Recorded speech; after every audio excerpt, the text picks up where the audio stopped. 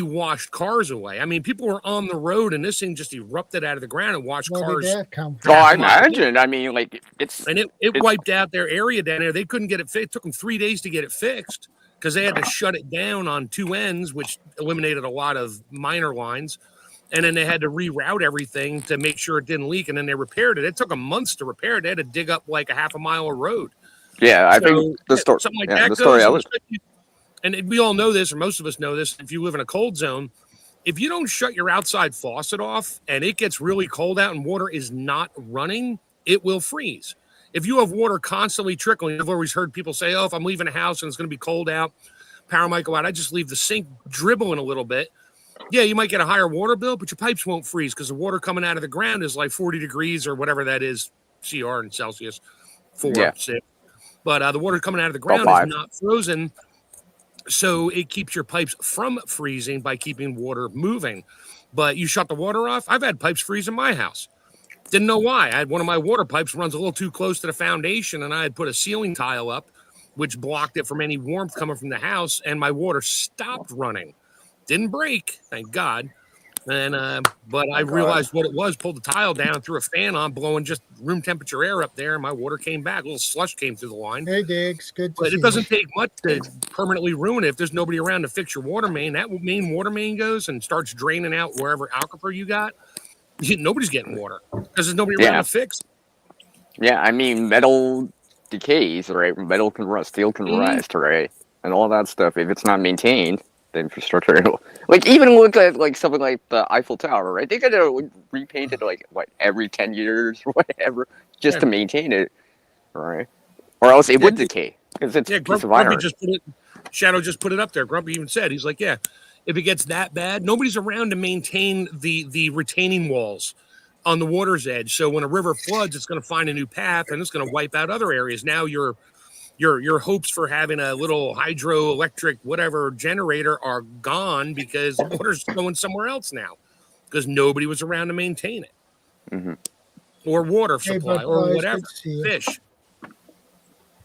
Yeah, I think it goes on to what Grumpy Adventures has a point here. At this late stage, that structures start decaying. Rivers and streams will reroute to their original paths, and that might flood areas.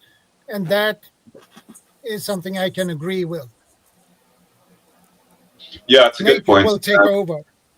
Yeah, it really does, and nature ends up having like the last laugh as well, right?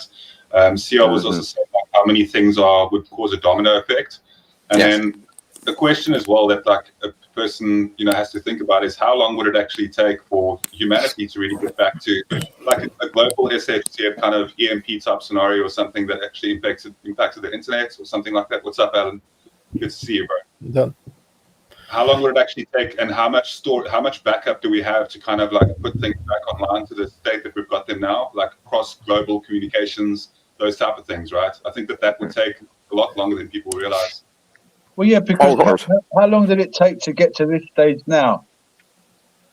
And if we think all of a sudden when everything hits the fan, we're going to get back to a certain state. But if it took us thousands of years to get to this point, how are we all of a sudden going to start again and then try and get back to the same point where we were? Aren't we repeating what's happened before, though? Because I truly believe that if you look back historically, there's definitely been evidence that we have had technology before across the world, and there has actually been advanced civilizations, and it's basically that we've shot back a few times. So maybe it's just the natural course of nature to kind of, get us every now and again. It weren't instantaneous, though, was it? It was a process. Could have been. I agree with GP on that one. They call them great resets. Well, so. I was just trying not to depart too far from the subject. Well, we bounced back from that in whatever period. Nobody knows the period of time, so figure out the history on that. And you got the world by add something, Alan? Oh, how you doing, guys? I was racing to get here from work. Here, I was running a bit late, but I was listening in the car. So great topic. Welcome. I don't know if you have covered it yet or not, but if we're talking about sort of infrastructure in about 10 years' time, I mean, one thing I would be particularly concerned about just based on the area that I live, is the type of buildings. What rate of decay are those buildings in? Because if you live near a power plant or a petrochemical plant, which I do, the decay of those buildings has greater consequences than just the structural wall falling down, especially if it's a nuclear power plant. I mean, without power and people maintaining the temperature and stuff, those will have melted down after a fairly short period of time anyway. But I think the decay will continue to increase anyway, and the area itself will become even more radioactive because other measures and things that were put in place while the building was functioning will have decayed even further by that point. So I'd be looking to get myself as far away from those kind of hotspot buildings as much as possible. Not to mention the fact that as buildings decay, I mean, all of the things in them, like asbestos and other things like that, will be crumbling away as well. We're not talking about a medieval castle that's just going back to bricks. We're talking about sort of modern infrastructure. So if you look at a place like Chernobyl, for example, which really was a city that was literally abandoned, and you can kind of see the results of that. It's interesting to study what happened there, because a lot of those buildings remain very much intact because they were built very cheaply out of just solid concrete, the old Soviet way of doing things. But if you pay closer attention, you can see areas that became heavily contaminated, not by the power plant, but simply by the buildings themselves, because they used asbestos roofs and things like that. So I'd be worrying about that as well. And there's a few. I don't know how much you guys sort of like touched on that topic already, so I might just be going over all ground there. But I definitely wouldn't want to be within.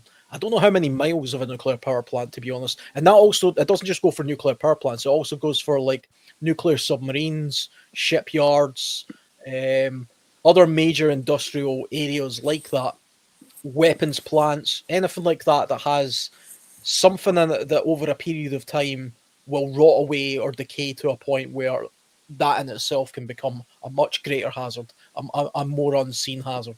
Plus, you've got all the smaller things like hospitals that have got machines and stuff that have radioactive elements and stuff and chemicals. All those things will be decaying and rotting away as well and going into the atmosphere and into the groundwater. So I'd be very skeptical about using things like wells or groundwater or anything like that, because can you imagine the amount of things leaching into that water over that period of time? It would be horrendous. We're talking about a contamination in a Western country anyway that would be of a grand scale, far greater than most conflicts, and it would probably last hundreds of years. So to my mind, you would have to go right back to the basics of survival, which I think this is probably also where survivalists and preppers separate in their way of thinking. I would be looking to be going back to a very, very primitive state of living probably by a coastline and living as much off the land that way, and go back to a pre-electricity point for a period of time, as opposed to trying to live among the ruins, sort of like the Planet of the Apes style. So more even than your coastlines can become. No, sorry, go ahead, GP. No, I can hold my thought. Go for it, brother. No, even the coastlines, it doesn't matter where you are. Water's going to get contaminated. I mean, think of all the hundreds of, millions at least of cargo ships and things in the ocean right now.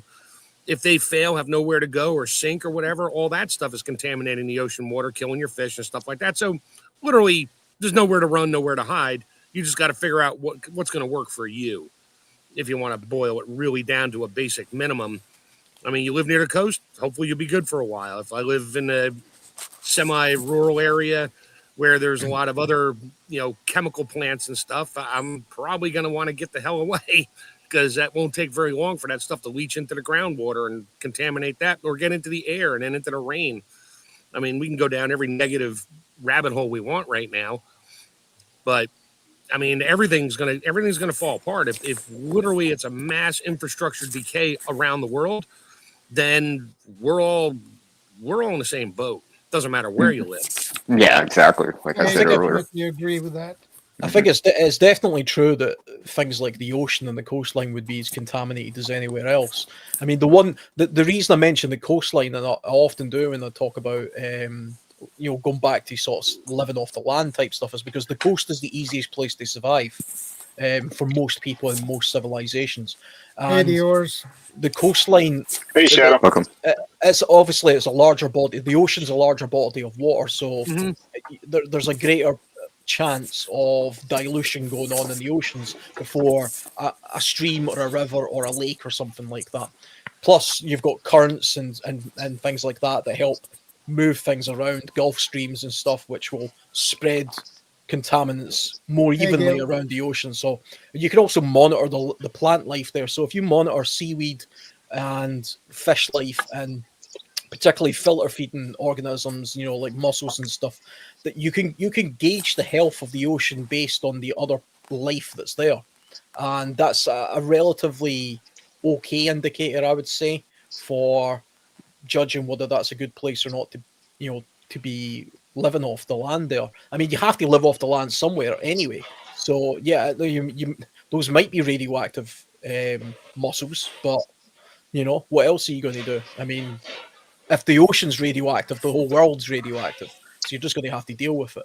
But I think, it could be the case that we're in this sort of situation because a mass pandemic has took place and the population is now so small that huge swathes of cities are abandoned. And that's why we have this infrastructure decay. It might not be a worldwide nuclear war. It could simply be that, COVID part 2 was real and most of the not enough manpower, right? Not enough manpower to maintain the structure, maintain the system, right? Exactly. I mean, there was a point in time where, not so long ago, the UK's population was barely 20,000 people. Now it's 70 million, But I can imagine a mass sort of plague or something taking place where it goes from 70 million down to, I don't know, 1 million. In which case, you're going to have a lot of cities and things that are just completely unpopulated, but they still exist as an entity. So they still pose a threat and a problem, and you can't really avoid them because the entire place has been urbanized. So, I mean, this is an interesting topic, and you can go on any kind of angle about it, Yeah. So 2 points that I want to raise very quickly. The one point being that when you are living along coastal lines, it's actually quite like, if you can find a coastal line that's maybe an estuary or a river mouth, and you've got the capability to go upriver to where the water is more than likely a lot more pure when it comes directly from the mountains, that's one of the great things that you can do. You can go up and down river and check the coastline occasionally for certain resources that aren't available upriver. And then another thing is that a lot of the UK, and I was speaking about this to Andy about a month or two ago, a lot of the UK is actually so run and dependent on the canal systems functioning correctly that if there was nobody manning those, a lot of flooding would actually occur across the UK because some of it is below the waterline. So it's if there isn't anybody kind of managing those canals, you will get guaranteed flooding in. And also, hello to yours, and it's good. Sorry, Guardian. PB told me that canals can't flood. No, if nobody's manning them, there are areas that are below the waterline. There are canals that would be fine, but there's definitely places that are only functioning because there's people maintaining them consistently. If those people were to be taken away, there would be flooding. It's not all canals that would be flooding, it's the low-lying areas. I was going to say it's the same for all of New Orleans and Louisiana, and that's also the same for all of the Netherlands. Yes. Yeah, because they're below sea level. Yeah, they're either at or below sea level.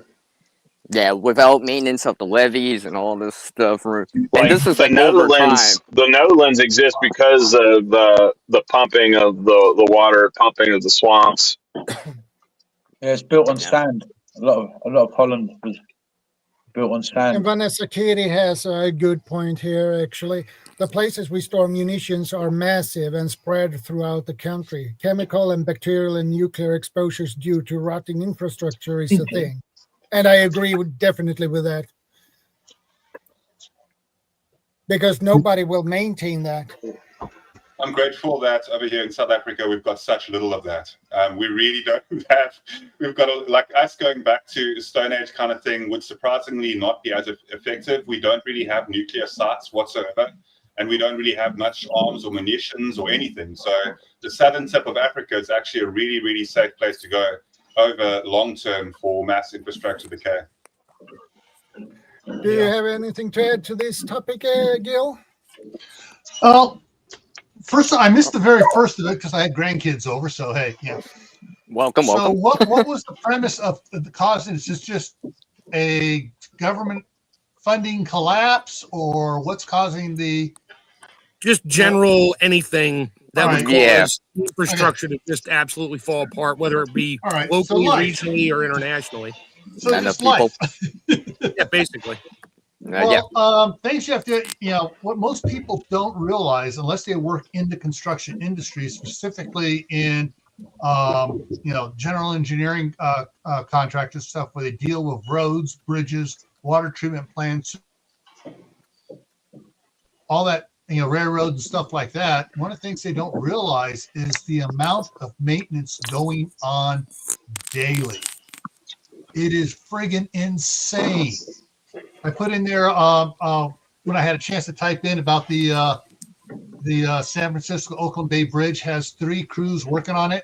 That's 24/7. They got 3 crews working on that bridge around the clock, 365 days a year. The Golden Gate Bridge also. The San Francisco Bay Bridge has 2 painting crews that work during the day shift. When it's not raining, they're painting anytime it's not raining. The Golden Gate one has a crew that paints 6 months out of the year. That's just to keep it from rusting. Yeah, like the Eiffel Tower, like I said earlier. Yeah, and so you look at a lot of things. All your hydroelectric plants have maintenance going on them all the time. I was going to say, you brought this up. I was thinking about was it the George Washington Bridge over there in New York, where they've got crews that they are constantly chipping and painting, repainting the suspension bridge. I'm talking about the George Washington, I think. Yeah, and then about your hydroelectric plants, where we get our power from, for a good portion of the western United States. They have multiple turbines in there, and I would say turbines are being replaced every 10 years, and they got 7 turbines in there. So just about every 18 months or so, one of those turbines is offline, being pulled out, being rebuilt, being replaced, and updated. And it takes months to do that. Yeah, so it's stuff's going on constantly. Yeah. Can I add in something too? Because sure. Because if you think of the word decay, what's another word for decay? Wear and tear. Right? Things are moving and all that stuff, right? There's wear and tear on parts and stuff like that. So that stuff will start to, if you don't maintain it, right? It's just like maintaining, let's say, your lawnmower, your snowblower, or whatever, right? If you don't maintain it, it will start to gump up, clog up, whatever, right?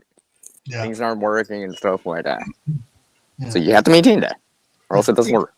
Along the same lines, all right, from every time I go back to California to bring more stuff up here, just to go back to visit the wife, or she comes up here, we're talking constantly about all the road construction going on here in Idaho, down into Nevada, across Nevada.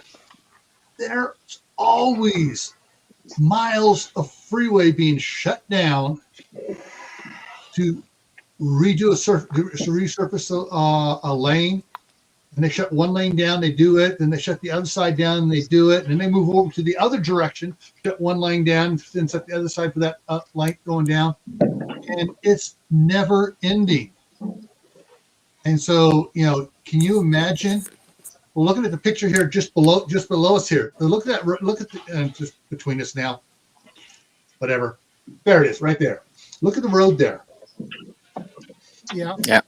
And that's just water gets in there, roots get in there, it starts stretching, breaking up or spreading the gap in the asphalt. Ice. And and I'm not even talking ice. Potholes. I'm just talking down like in nice warm Texas and Louisiana. Well, technically Texas saw some cold snow.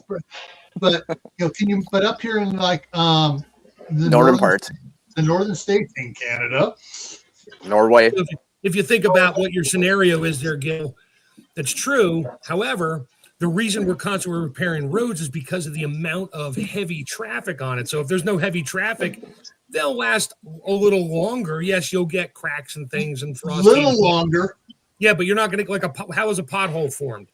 You get a little hole in the road, water gets in it, cars and trucks hit it, which continue to blow out the edges and makes those potholes into craters. Yeah. So well, I was going to say it starts with water intrusion going into the road base. Right. You get a little crack. You get a little crack in the water intrusion in the road base with the vehicles driving over that same patch where the surface of the asphalt or the concrete, because it's not really so much the surface of the concrete or the asphalt that's distributing the weight, it's the road base underneath that we don't see. Right. And like I said, you get a little crack, and like I said, water intrusion, that road base starts to wash out, and with the weight of the vehicle pressing down on it as it's driving past, it displaces more and more of the road base, which that's when you start to see bigger cracks, and eventually those cracks turn into potholes. Yeah, exactly. But some of the areas like coming through Nevada where they replaced the old 80, and you see sections of it, where it's just one lane each way, going out to where they fenced it off and it's going across. Over the years, I've seen that break down, more weeds growing in it, and what happens is the water gets in there and it freezes, and it spreads it. More water, no trucks going over it. Hydraulic pressure, Yeah, and it keeps getting worse and worse and worse, and weeds get in there. During the summertime, they spread it. And then you add traffic to it. That traffic, exponentially, causes it to go. But even your back roads and your rarely used roads and stuff fall apart and break down. Now, if you have a collapse of any kind added on top of that,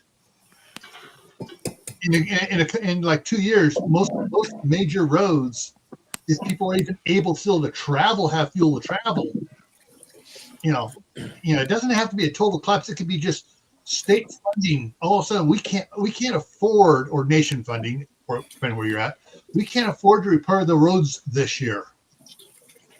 Next year, we can only repair a small part of the roads. Because I think they had that issue in one of those cities up there in Michigan. I don't know if it was Detroit or Dearborn or which of those. One of those cities. Obviously corruption was a big portion of it, but like I said, they did not have the funding necessary to do the repairs on the roads, and it got so bad that the locals actually started filling the potholes in with gravel, aggregate, whatever the hell they had on hand, topsoil, because they were getting tired of, having tires blow out. And then, of course, the mayor over there, they were using that as part of their campaign. See, I've got a great city, everybody cares. It's like, yeah, but you're the start of the problem. I'm sorry, I'm going off on a bit of a tangent.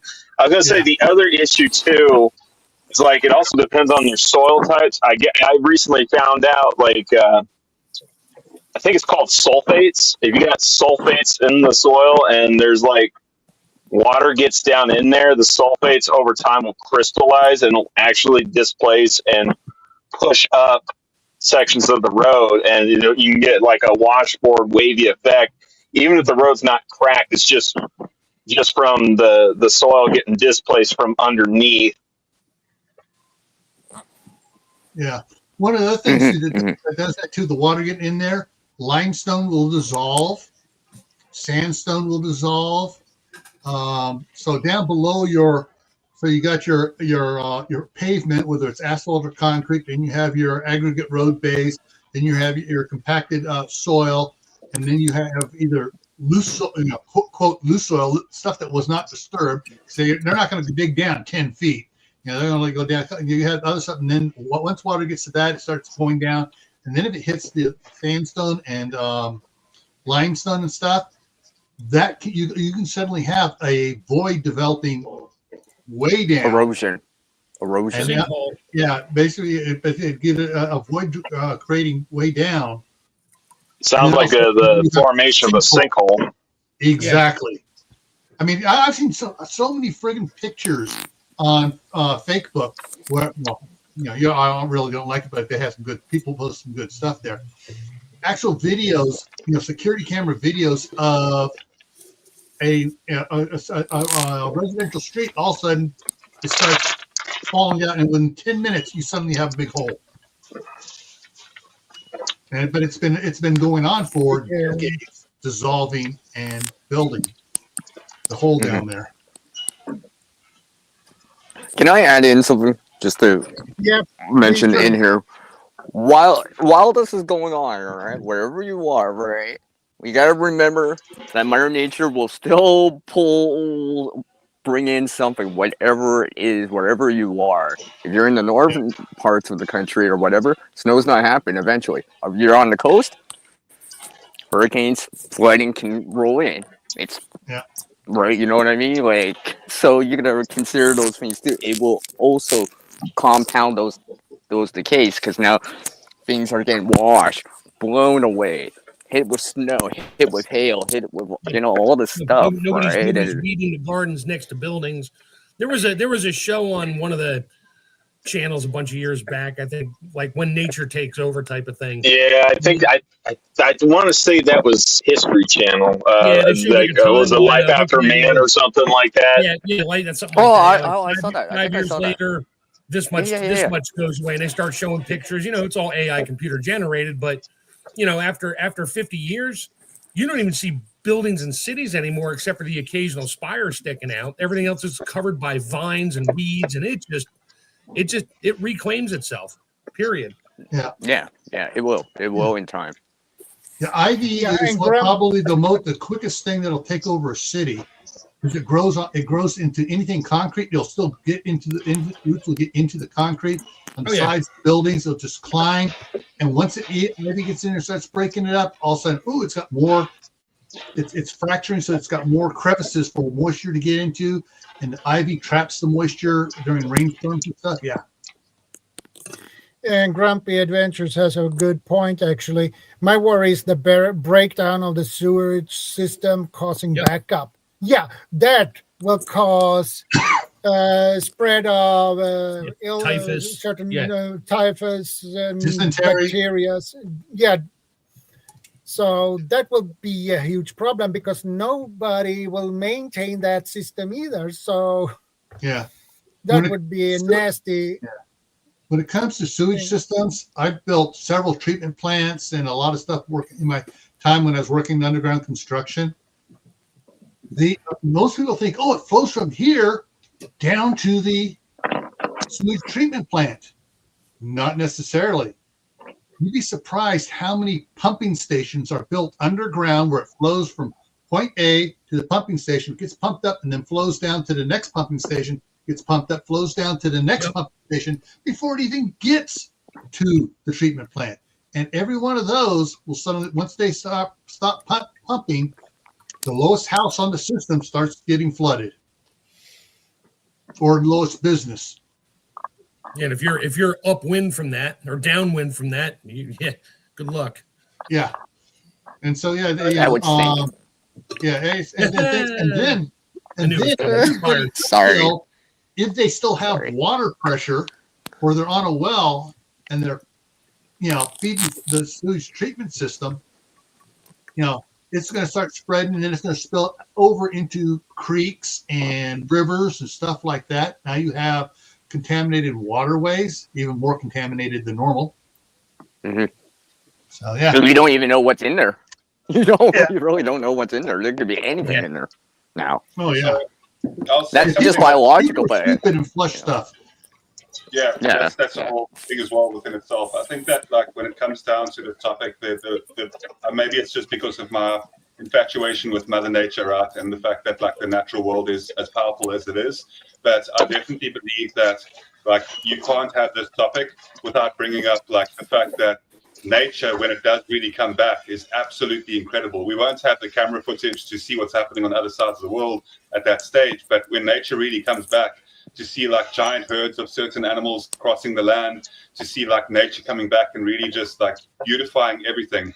I obviously think everything looks better when it's green and covered in like a lot of like natural elements to it. So there will be a lot of beauty that actually takes place. And if there is a breakdown of electricity as well from cities, you'll be able to see the night sky like never before. A lot of the time we all live in light polluted cities, so we never really get to see like what the stars actually look like out at night. And because of that, like when there's a bit of breakdown, you can just look up and you'll see like magic compared to what you're seeing now.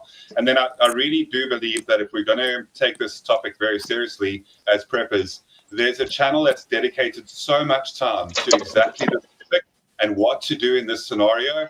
And that's that Primitive Technology channel in Australia. And I'll definitely let you know that like he's gone through each of the different feudal ages as well. And you can look at some of like from, you know, working with wood to clay to copper, like all of that, and how to build basic structures that last for a really long time. The legit Primitive Technology channel out of Australia has really gone down to like just working with clay from the river and like basically rebuilding an entire empire out of the dirt. So it's definitely something that we should study while we have the access to do so. I know the videos for some people aren't as engaging and interesting because he's actually just like building the things and showing you exactly how he's doing it. But if you turn on subtitles with those videos, he tells you exactly what he's doing and how to do it.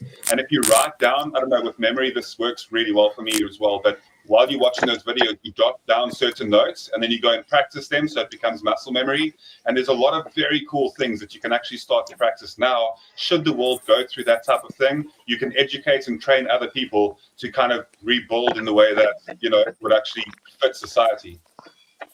Yeah. I think. All right, here's knowledge is power.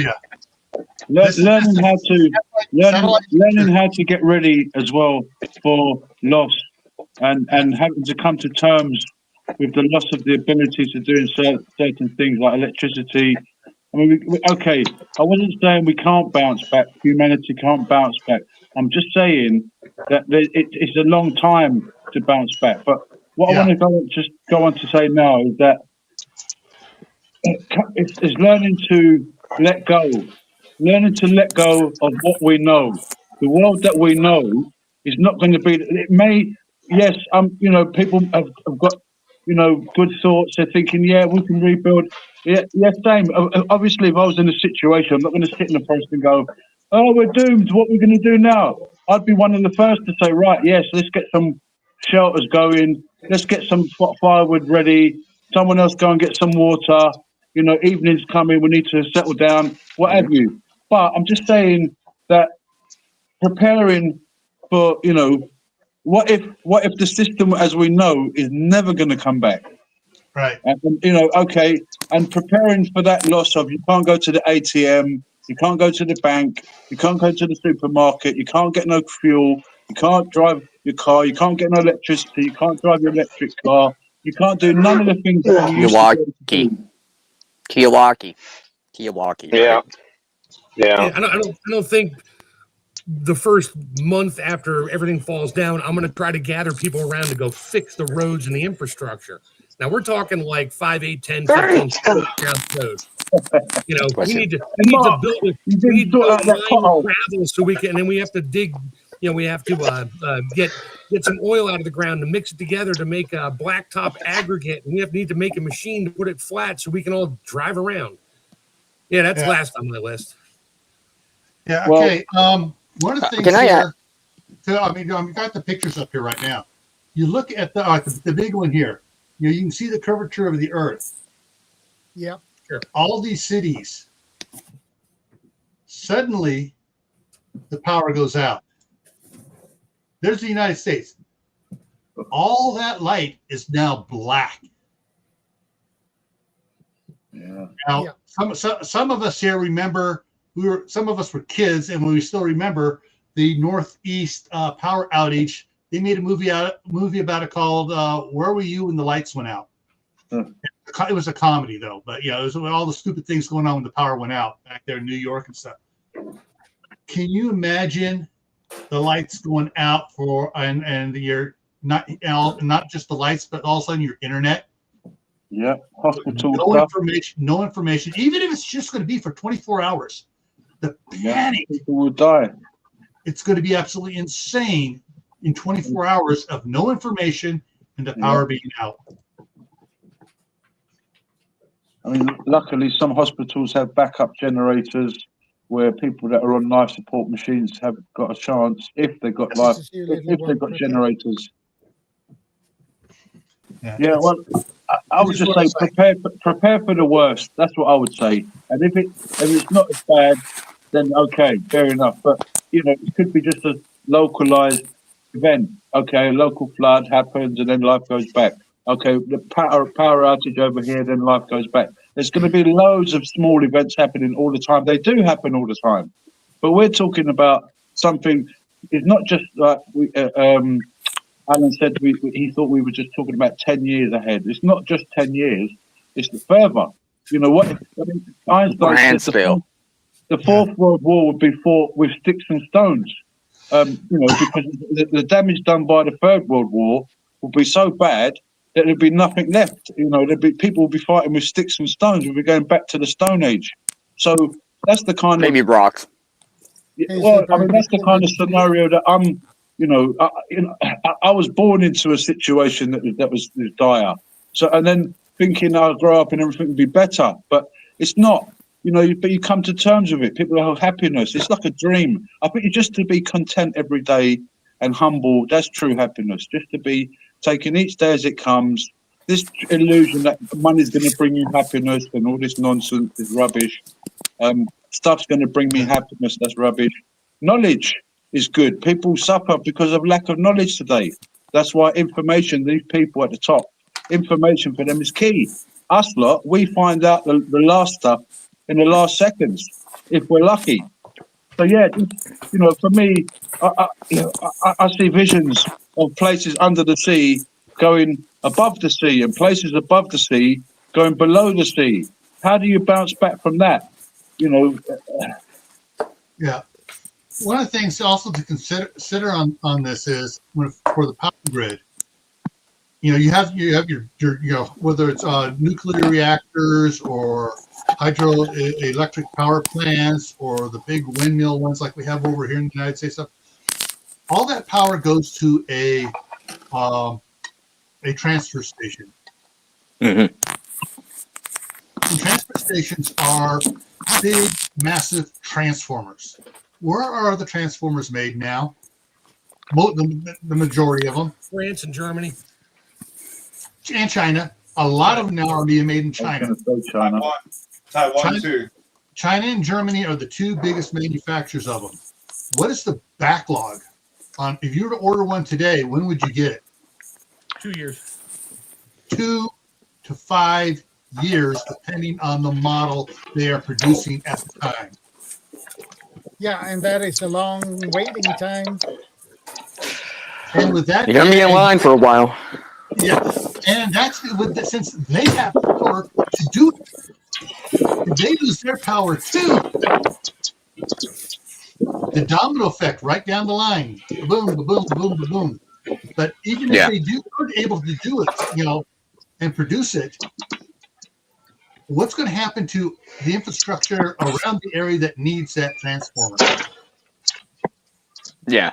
Can I add in something real quick here? Because this reminds me of something right here.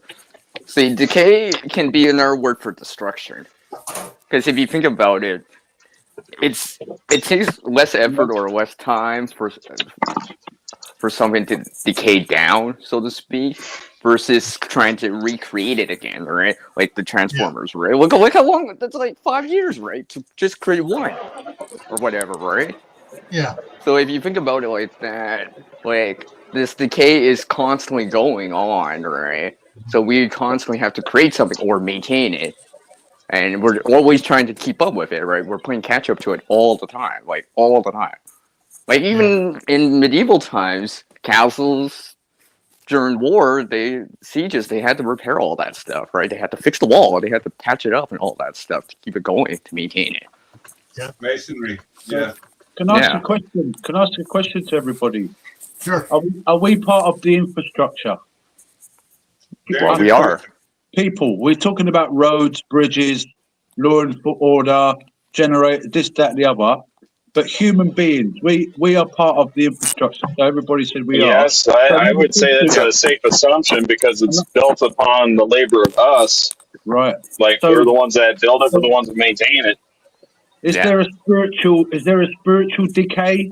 Is there like infrastructure? You know, people's, you know, for the like we're saying, if you don't maintain certain things, I would say that would be a separate topic, to be honest with you.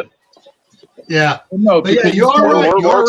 We're talking specifically about, you know, logistics and. But hold on, if people make up the infrastructure, you can't say it's a different topic because if people morally, I mean, are causing that decay on purpose, you know, we're talking about maintaining stuff. So why aren't different things being maintained and why?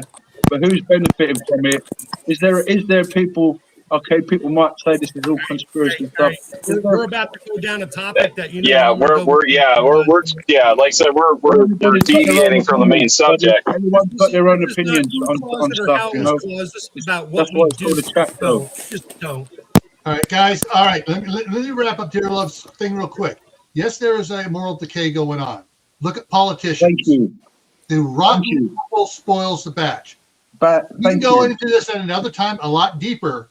But for another part of that, the person decay part, intellectually, I love Mike Rowe and his interviews and stuff on the stupidity of the educational system, pushing people for years.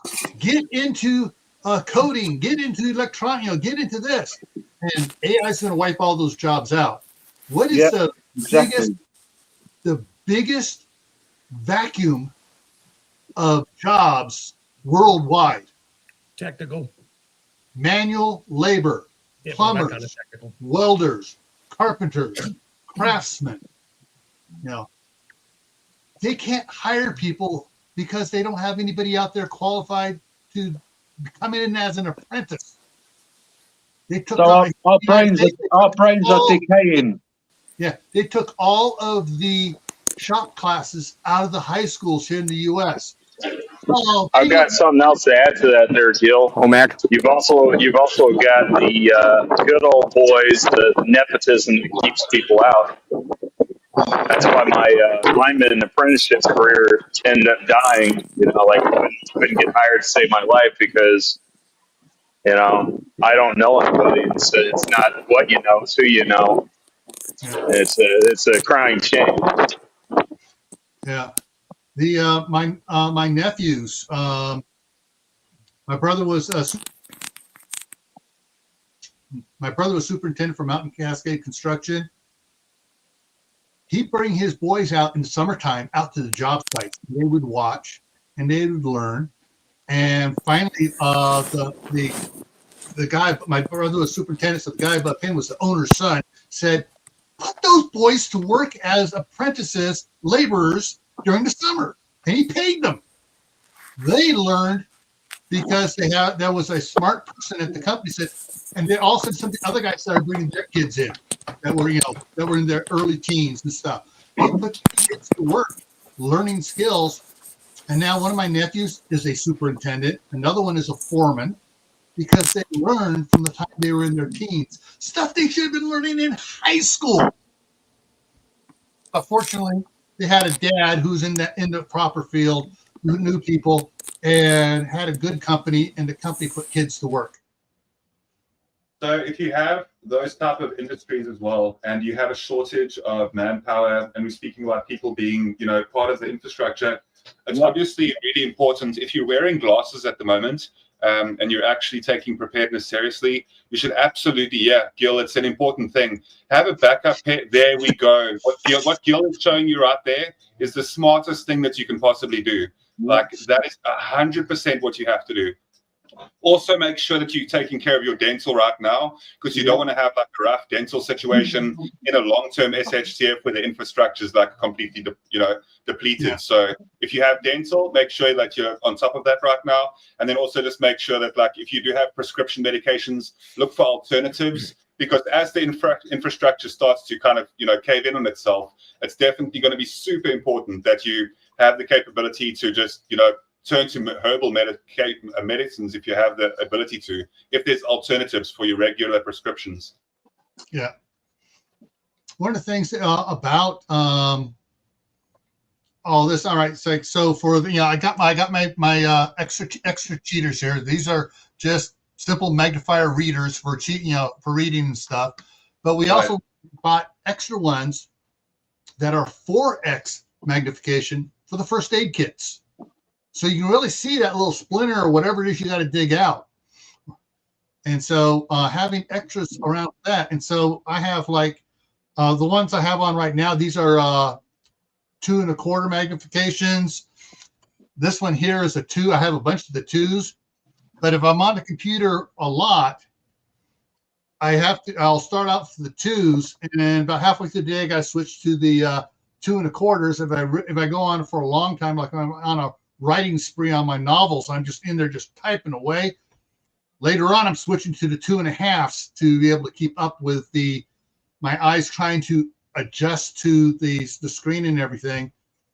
But there are things to that skills that everyone, to be part of their personal infrastructure, need to learn. And simple ones are wiring, plumbing, simple woodworking for house repair and stuff like that. Be able to take care of the handyman jobs around the house. Learn to do that stuff. And when you start learning and doing that stuff, you'll get a little bit farther, you'll learn a little bit more and a little bit more. I started my boys working on stuff around the house. The youngest one liked it so much, he got a job with a restoration company where they go in after fires or water leaks and stuff and repair houses. He likes repairing that, just going in and repairing and fixing everything. And so, this is, there are people that are into it, but some people don't realize that, even in that, you got to pay the toll. You think college, I got to go to college for 4 years to degree for doing coding and stuff like that.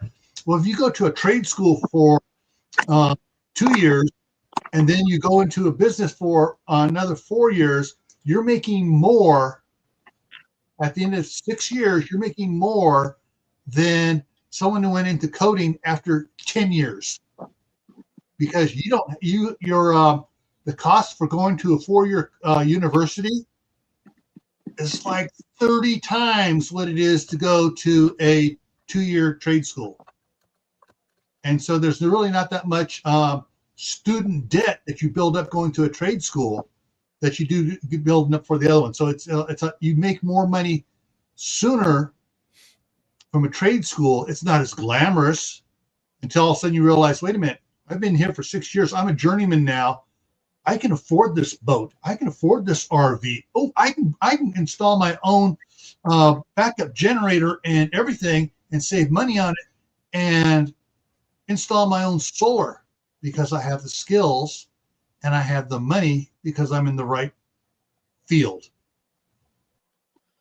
There's an interesting phenomenon with the way that we live in modern society just now, which is the compartmentalization of skills and some very particular things that one person simply cannot do. So an example being, it's all very well and good to say, okay, we should have the skills to do something like, let's say, repair a car, basic mechanics.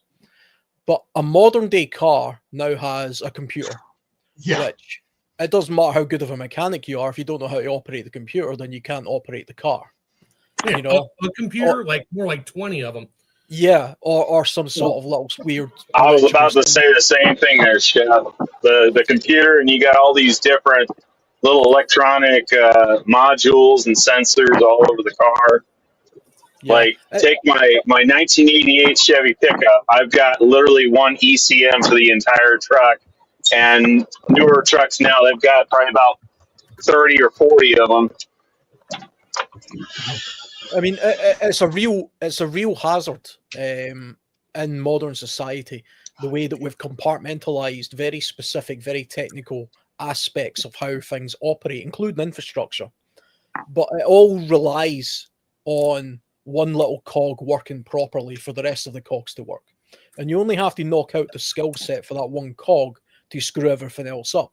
Because it's very rare now that you have one person who has such a broad understanding of how every cog works that they can operate that one thing. I mean, another example would be, imagine how amazingly technical an iPhone is. It's a fantastic piece of equipment. Now, you go to an iPhone factory in Malaysia or wherever they build them, okay, and you speak to the person who makes the screens, right, and then ask them to go down to the department that makes the batteries. They wouldn't have a clue because, you know, that's not their department. They just focused on putting in this screw and this screw or whatever it is they do. And there could be 50 people down at a work line to eventually get to the point where you have an iPhone. But nobody in the factory actually knows how to build an iPhone. Yep. You know, because they've built it in such a way for pure efficiency. And a lot of our infrastructure is built on pure efficiency now, or streamlining. I could imagine a situation where, imagine, like, for some reason, half of society just disappeared, and you were in a practically empty city, and the lights were out, but there's a perfectly functioning power plant right there. It just isn't on. Nobody knows how to turn it on. Nope. So probably not. You actually start with a stone. If you had to make a chip, you don't have, I mean, getting the resources to actually do it, but to make a microchip for a computer, you can start off with a stone, a regular stone, a pebble. And it's just about refining it in the correct way again and again and again and again. Like, you can look it up. Like, there's ways to actually do so online, but you'd need the right equipment, and that's going to be almost impossible because all of that stuff's electrical, right? So, yeah, it's definitely a catch-22. I think it would be a case of, depending on what the actual scenario was, it's not about trying to get back to the thing that we have just now. With time, that would happen anyway. You know, it's about looking at, okay, we're at this place now in time, and this is the level of technology we currently have, or we can maintain. How did people in the past live this way? We talk a lot. We've been talking a little bit about electricity and how catastrophic it would be if all the lights went out. Well, yes, that would be catastrophic to our modern society, but let's not forget that, you know, electricity wasn't properly used until the 1800s. Yeah, I mean, the national grid for the United Kingdom wasn't switched on until 1933. Okay, so humanity went perfectly fine for, you know, millennia without. We don't have the skills to do that. We no longer have the skills to live that way. Well, that's the thing. This is why. I mean, this again kind of goes down to my example as to why there's a bit of a difference between prepping and survival.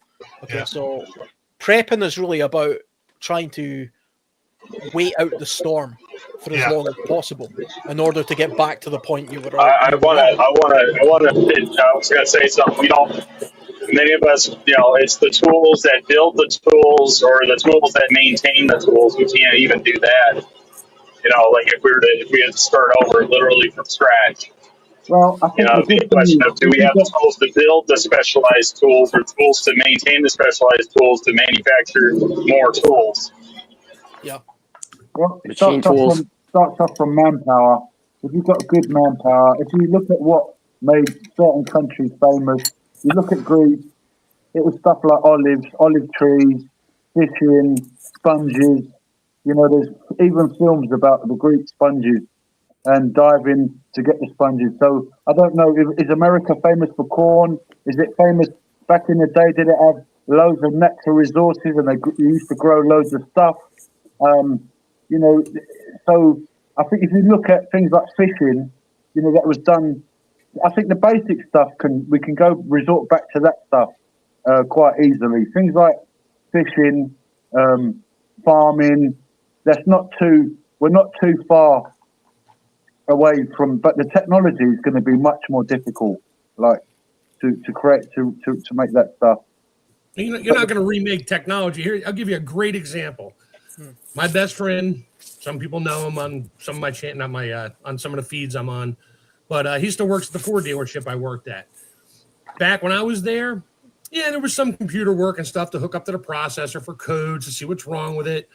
Just before that, it was like, no, it was a meter. Literally, you used a voltmeter. Now, You barely touch a voltmeter. The headlights are hooked to a computer module. Even the headlight assembly itself has a built-in module. No longer are you looking for 12 volts positive, negative. You stick a meter on there, you fry a computer, and they tell you that. Now you hook it up to the computer, and that logs into the Ford mainframe, and it analyzes it and all this. There's other reasons they do that because people were faking it for years and just throwing parts on stuff. But even the alternator, and I think about the basic, an alternator, okay, out of my old Pinto, whatever. I could pull the alternator out of that thing, figure out how to mount it to something, and hook it to a fan or a water wheel or something and make electricity. Now, nope, because now the alternators have a built-in microprocessor. If it's not getting energized by something else and told what to do, it's just a hunk of metal. This is an issue for anybody who's thinking they're gonna, I'm gonna put a Faraday cage on my processor, my brand new 2025 Bronco, and it'll be fine. No, it won't. You got junk. You might as well go back and buy a 66 Mustang. Hey, that's why I put these pictures up here. This is a company called Desert Power Wagons back in South Carolina. My goal is to be able to afford to buy one of these 1950s something or other power wagons that are totally EMP proof because there's nothing in it but a simple voltage regulator, alternator, and starter, and the distributor. And radio. My radio's out. Who cares if there's a radio out? Oh, I want one of these signal. things here. So these things are tanks that are simple to work on. I wish I still had my 65 Dodge. I could crawl in the hood of that thing, work on that 218 engine, pull the hood down during the rainstorm, and work on it and fix it. All right, so I just wanted to share that. Old things like this are absolutely amazing, and it's like it's simple to get in there and work on stuff. Plenty of room. Because it's all mechanized more. So here's how that relates in then to mass infrastructure decay. How much time and energy is whatever's left of humanity going to focus on trying to get that 2025 Bronco XLT up and running for no other reason than look at me. And look, I just put big oversized tires and wheels on it. Nobody cares at that point. Yeah, I'm literally the last thing on my list, if there's no cars running, is going to be trying to get something running to go somewhere else to now have to rebuild something else when I get there. I'm looking for a horse. Exactly. I'll look for a bike. I'll even take a camel up in New York City at this point. Yeah. I think a good idea is to start collecting those good old manual tools as well. Get the hand drills. I was talking to my friend Dean a while back, and we were discussing things to during SHPF situation, what would be good to collect. And we was talking about hand manual tools, so you can still sort of do stuff. Going back to what Gil said earlier about having them handyman skills and the trade stuff, and knowing how to fix stuff and the stuff today, it makes me wonder whether it's all been set up like that, so that we're all sort of invested in getting all this technology, and then one day they can just turn it off. Well, back in the day, we could sort of salvage stuff with the old stuff. We had video players. I'm sure you remember the days when we had cassette tape. Has anybody ever sort of saved one of those by putting a bit of tape on it? And it's still a bit wonky, but you've managed to save it. But the new technology, where everyone's thinking, I'll just put everything on a USB. I'll have it, the technology will come back. What if it don't come back? I've got the deeds to my house. I can prove it. It's on my USB. Yeah, but we've got no computers here. Cordless drill. Exactly. Oh yeah, I've used one of those. Yeah. Those are really nice and good. Perfect example. Well, that's exactly what we were talking about as well. Okay, you can take me off solo now. I just wanted to show that. Drills, saws, stuff for digging, for building, axes, things to create with. I mean, it's like nails. Because you're trying to recreate these things again, right? Because they're gone. Even a wooden boat. You haven't got a speedboat, just get a wooden boat. Get some old canvas sheets material's going to be a problem. Like we said about repairing, get some needle and thread, get tent needles, sail needles. You know how to, The mechanical you devices. can't get no clothes at the supermarket no more. So your clothing is going to become, you know, people back in the day used to have to make their own moccasins and their own shelters. We're talking about surviving like people back in the day. But so, you know, if we start from now, you know, getting used to being uncomfortable, getting used to going without electricity, getting used to going without luxurious meals, start the process now. You know, start sort of, don't play the game. That's the problem. You see, everyone's been playing the game. Get the McDonald's, get the Mars bar, get the Coca-Cola. You know, big corporations. We always say, hey, you know, governments, but you know, these corporations are part of it as well. The technology, they get us hooked on it, because the food industry is being maintained. It was being maintained by those who were in the cigarette industry. So those in the cigarette industry know how to get people addicted. So the food today, a lot of people are addicted to stuff, you know, in the food, and they don't even know it. So get yourself trained back to going the old ways. You know, guerrilla gardening. Check out what local resources, stuff that's going to be sustainable. Stuff like axes. That drill you just showed. You know, that can last for a long time. A little bit of maintenance, keep it okay, oiled, whatever you. I think if you're looking at really good tools like you're talking about there, they're lovely. I mean, even if it's just a case of buying one good tool of each category, so something really good to cut with, something really good to saw with, something really good to chop with, and something really good to dig with, and a file to sharpen those things. If you have good versions of each of those things, that goes a long way. I actually have all of those things just around about me. Water carrying capability. With those tools, you can make every other tool. You know, from a survival point of view, you're not going to have real technology in the sense that we have it, but you'll have primitive technology.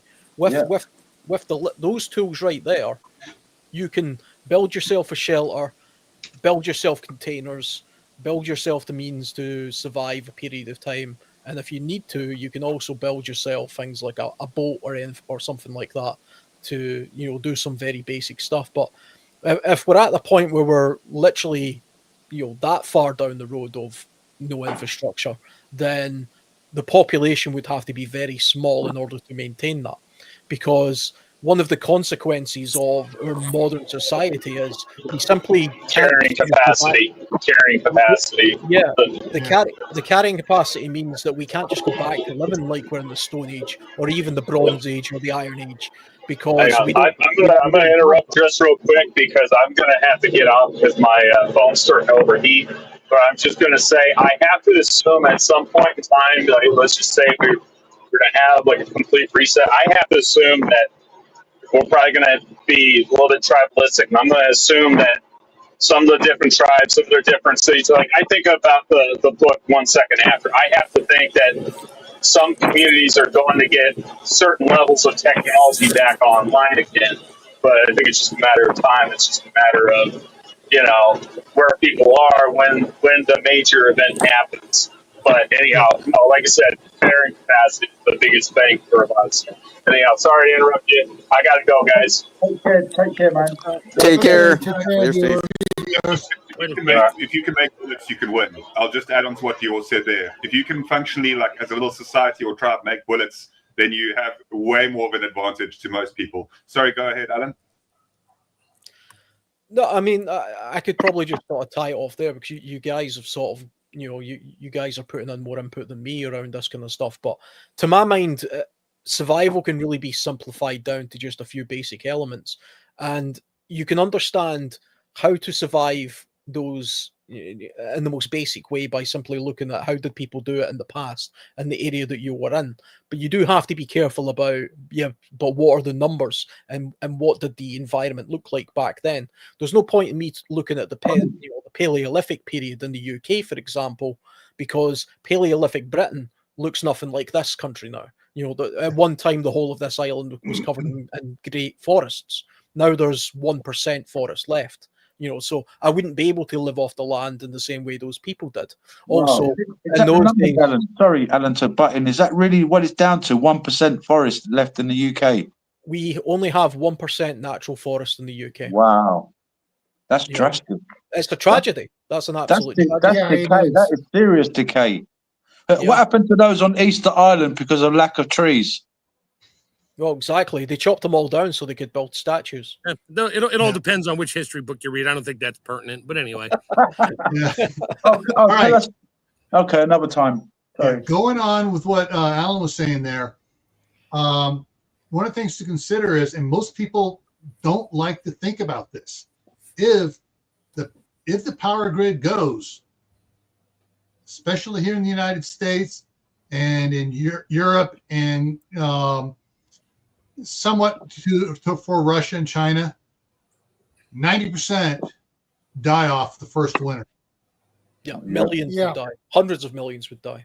Yeah. And then you got the cleanup after that. You don't have the cleanup after that. You have the evacuation from that area, and you have the isolation of that area because of all the diseases there. Yep. Plus the panic and the conflict. That's what I said. Prepare for the worst. Prepare for the worst. Yeah. Prepare for total mayhem. You know, and like just getting your mind sort of at ease is going to be the hardest one. We're talking, you know, and basic stuff we're going to need for the day is water, food, and shelter. Keep it really, really simple, and then you've got to take each day as it comes, rather like now, but less excitement. Now, see, Gil's old enough to know this phrase. Pray for peace. Me caveman. Pray for peace. Prepare for war. Who said it, Gil? Had to be somebody during the Civil War, I guess. Actually, no. That was more along the lines of World War I, right after World War I. Right. Okay. The other one along with that is the Japanese philosophy of Bushido is it is better to be a warrior in a garden than a gardener in a war. That's brilliant. Yeah. That's right. Yeah. Yeah. So one of the things, though, when I was was I even a teen? I think I was 10. My parents World War I. Christmas a little 4-foot long wood lathe, and had one that had a little jigsaw on it too. So shopsmith. Yeah, the smithy. The little itty bitty thing, everything else. One of the things my wife and I are doing now, we're getting back into crafting, and she's had her little wood shop out there. She hasn't used it for a while. She's starting to dust it off and stuff, and she's like, crap, I don't want to work on it here. She's had me bring stuff up here to set up a proper wood shop out here in the shop here. But one of the type of lathes I want to get is one of the ones that has the big flywheel on the end that I can either turn by hand or I can hook it up to a treadle and run it. But the original wood lathes and metal lathes weren't high speed like the modern ones are. They were slow. Yeah, belt drive, slow speed. Belt drive, steam powered belt, or hand crank. You get people on there with the crank turning it, and it would turn at a certain speed. So you weren't going and trying to do it real fast. No, it was slow precision work. Just like a treadle sewing machine. Mm-hmm. And so those are kind of some of the things to think about if you want to prepare and have yourself a second. When you get my age and you're retiring, you have a second. What's the word I'm looking for? Backup. Well, home job type thing, business. Some woodworking stuff, being a craftsman and making chairs, desks, beds, whatever you want, stuff like that. That's a skill to develop now, so you can find out what works and doesn't work on little or no power, so that if the power goes out, it's like, oh, I can still make stuff. I can make money. I can make this and trade this for other foods. Find someone who's a seamstress. We can, they need some wood products. I can make them for them. They can repair clothes for us. Got a guy down here with a butcher shop. He knows how to butcher, but he needs some cabinets. So I can build him cabinets and barter system. Yeah, exactly. Little lone preppers. If there's a massive die off, there's going to be a ton of furniture laying around. Yeah. like a lot, But and wood shops and supplies and you name it. You don't want to go in those areas where that ton of furniture is at because of all the dead bodies and the rabid animals and stuff that are inhabiting that area now. You mean my N95 mask won't help me? Had to go there. Hey, your NBC suit may not help you in those areas. I agree with that. Another good thing to do, prepping for mass infrastructure decay, is to get to know people in your area, and maybe start up a little club and start talking about things in the beginning, and how can you help each other? Find out who's a carpenter, find out who's a plumber, find out, because if you're going to talk about things like water and sanitation, and find someone who might know about filters, find someone who may be a nurse, medic, the basic stuff. Start up a little club in your area.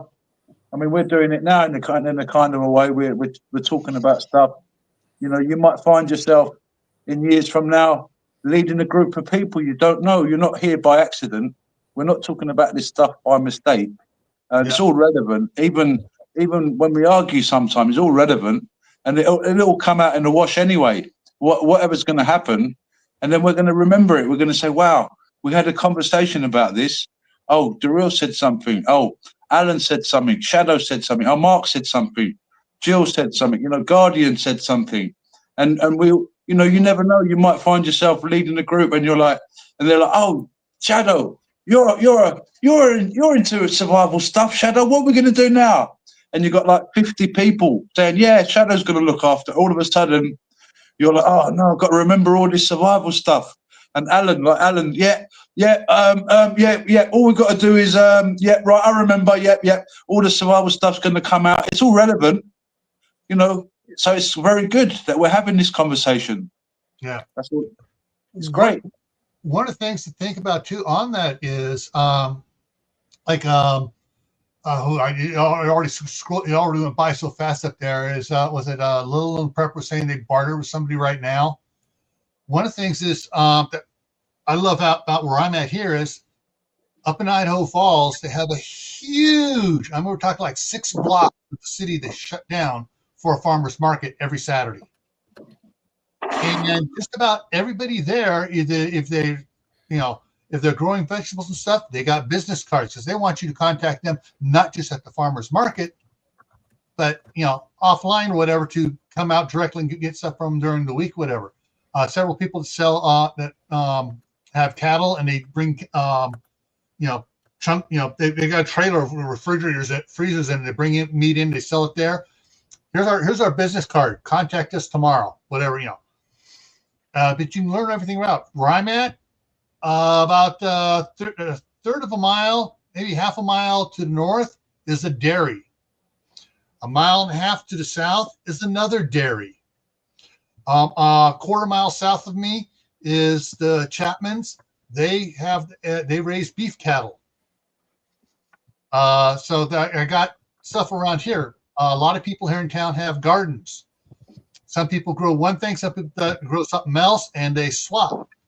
Someone grows too much of something, they put it out curbside to go online to the City of Basalt Facebook page. Say, hey, they post a picture. I got this here. First one gets it. And so developing a community like that is going to help you with the infrastructure goes down. But the other thing is to develop your own personal or group infrastructure. Yep.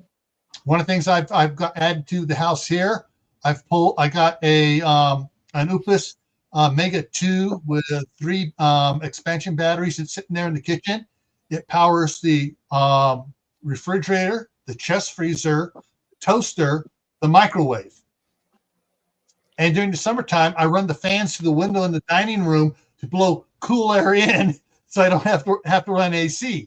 And it's on that. And so, and right now, I just got that this summer, and I haven't set up the solar panels yet, but I have 2,100 watt solar panels. Boom! I can have all that this next summer. My plan is to have that totally on that, and not on where it's plugged into the wall, and it only charges during the low peak times, where we're not getting charged as much for electricity here. And my electric bill has gone down since I put that in, because I'm not on during the high peak times. I'm not using anything because it's on the battery backup. So that's some of the things to think about doing. You can start something. You don't have to go whole hog on things. You can start simple and get a power station, add an expansion battery. A couple months later, I can afford another expansion battery. Add that to it, and just use it as a battery backup when the power goes out for a couple hours. And then, all right, I can afford a couple solar panels. Put a solar panel on it to charge it. And so there are things you can do to start slowly to build your own personal infrastructure. Water filters. Someone's talking about water filters. When I had I had a koi pond at the house in California, and I raised some really good koi and expensive show koi and stuff. I built my own filter system for that. The koi pond water was cleaner than the city water. I tested them both. It was cleaner. It had lower nitrates. It had it had no chemicals in it. It had, it was from building a simple sand and lava rock medium water filter for it, and just running the water through it. And well, power goes out. How am I going to do that? Well, all I need to do is get a little decorative windmill with one of the little pumps on it, and pump a little bit of water up in there, just not a lot of water, just enough to start filtering it, and it would work great. But we got rid of the fish. We started going. Our kids got into Boy Scouts, and so we went that way instead. But yeah, there's online, any koi book you buy that talks about filters and stuff will teach you how to build a water filtration system that gives you better water than you're getting from the city right now. There is, I would be slightly concerned with the idea, though, of relying on, say, farmers. You mentioned dairy farmers and things like that. The problem with modern day farms is they're almost entirely dependent on an external supply chain. So a dairy farm, for example, not just that. I mean, if we're talking about sort of Little House on the Prairie type stuff, where a dairy farm's a couple of cows eating grass and you milk them into a bucket, that's fine. But a modern day dairy farm relies heavily on grain being brought in, pharmaceuticals, machinery, technology, energy, diesel fuel, all sorts of things. Sanitation. Yeah, I mean, a modern dairy farm, if it had, say, 200, a 200 head of cattle in there, if the infrastructure fell tomorrow, almost every single one of those cows would die, because that farmer doesn't grow the food for those cows. He buys. Fortunately, the ones here own a lot of land around, and they do grow the food. Yeah, but Gil, if a cow is milking and you just stop milking it, you got problems. Yeah, if you're gonna have pissed off cow. But if it were to happen here, I know several of us would be heading to one of the one to the north here, because then we go to church with them. We'd be going up there twice a day to help milk cows. Hell, at that point, just bring 2 cows home with you. Yeah. Well, they got the land. They have all the infrastructure, alfalfa fields, the sorghum fields, and it'd be helping them rotate animals around, so we have milk for making for milk, for making cheese, for making cottage cheese, for making stuff. And some people buy. I know in town here, a couple of people buy the raw milk from them to make their own cheese and stuff here in town. So there are skills around. I've learned that. And so they're going to need people to go out there and help them. Yeah, their amount of production is going to probably drop down to no more than 20 milk cows milking at a time. But until we get enough people in, all right, we're going to go up and help milk in the morning up here. And so, there's going to be during an infrastructure failure, there's going to be places like that are going to depend on people coming in and saying, okay, I want to work for food. I mean, the thing with there's very few very small farms. Yes. You're lucky to live in an area that has a self-sufficient sort of where they're circular and their needs that way. I had a similar conversation like this on another podcast, and it was amazing to me how many people says, well, I would just go to the farmer and maybe I could trade something and he would give me this, etc. Most farmers just don't work like that. I live in a relatively farmer type community. I've got a farmer friend. He has a lot of land. He has no animals on it. He predominantly grows oilseed rape. That's what he tends to farm. Now, if you were to go knocking on his door because the infrastructure's collapsed, he isn't going to provide a thing, nothing at all. He grows oilseed rape, but he doesn't make oil. He harvests it and sells it to a merchant who then goes and does something with it. He has no infrastructure whatsoever to do anything with that crop. And if he didn't have the diesel to run his machinery and electricity, etc., plus the seed that he gets in and all this kind of stuff, that all of his land just becomes a meadow within one season. Yeah, that's the problem in California. The dairies in California are in Central Valley. They're out there 20 miles in their city. Those are the industrial dairies. Those are the ones that are run by corporations. You get the smaller dairies, so you have a chance where they own all the land around them, have for generations, and they're able to compete against the commercial ones because they own all their own land and everything else. But yeah, you're right. Most farmers don't do it.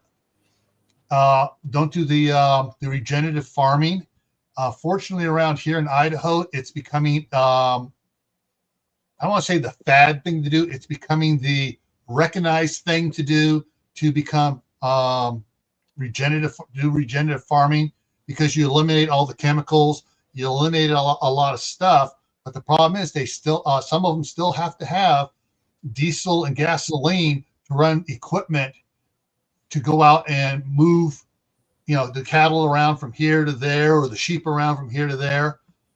Very few of them have enough horses so they could turn to a horse-based operation for running the cattle ranch or the sheep ranch or whatever else. And don't forget the GPS electronics and that $2 million John Deere that they just sit there and drink a cup of coffee while they ride around and harvest 14,000 acres in a day. Yeah. Because the computer does it for them. And then the computer fails in the middle of the field. They couldn't drive a straight line in that thing if they had a cable on them. Factory farming. These large industrial size factory farms, have pushed the smaller farmers out. A lot of the farmland around where I live just now is effectively owned by 2 or 3 big companies, and there's farmers on them. Some of the farmers, incidentally, don't even own the land. The friend that I was talking about who grows the oilseed rape, he doesn't actually own that land. He leases it and grows a crop and sells the crop, and that's how he lives. And that's quite a common way farming is done in the UK. I imagine it is in other countries as well. So I mean, feudal Britain were mostly farmers. People were mostly farmers back in those days. They had a very small plot of land, and they each tended to grow or raise animals based on the land that they had. They didn't try and do something different with it. If the ground was good for growing potatoes, that's what they did. If the ground was not good for that, but it was okay for sheep or pigs, that's what they had. And they did it on a smaller scale, but because it was so small and it was kind of circular, and they were able to sustain themselves much easier than factory farms. That was a much more sustainable way to live. But of course, you're talking about population sizes which are tiny, which wouldn't be sustainable nowadays. But if we're talking about complete decay of our infrastructure, then we would have to be talking about the complete decay of population. Because then we're talking about farming in just for yourself and maybe 1 or 2 other people. We're not talking farming. We're just talking growing and sustaining. Having a garden that I produce like 14 different things throughout the growing season, early, middle, and end, and then somebody else doing other things, and maybe having a greenhouse to do stuff through the wintertime. And that's what we're going to be looking for, not figuring out how I can get that frickin' $2 million John Deere running so I can go harvest 18 million acres of GMO corn to make what, ethanol out of. I mean, technology would come back eventually because Sure. it would come back the way that it just has naturally. With progress, life would get easier again. More and more things would happen.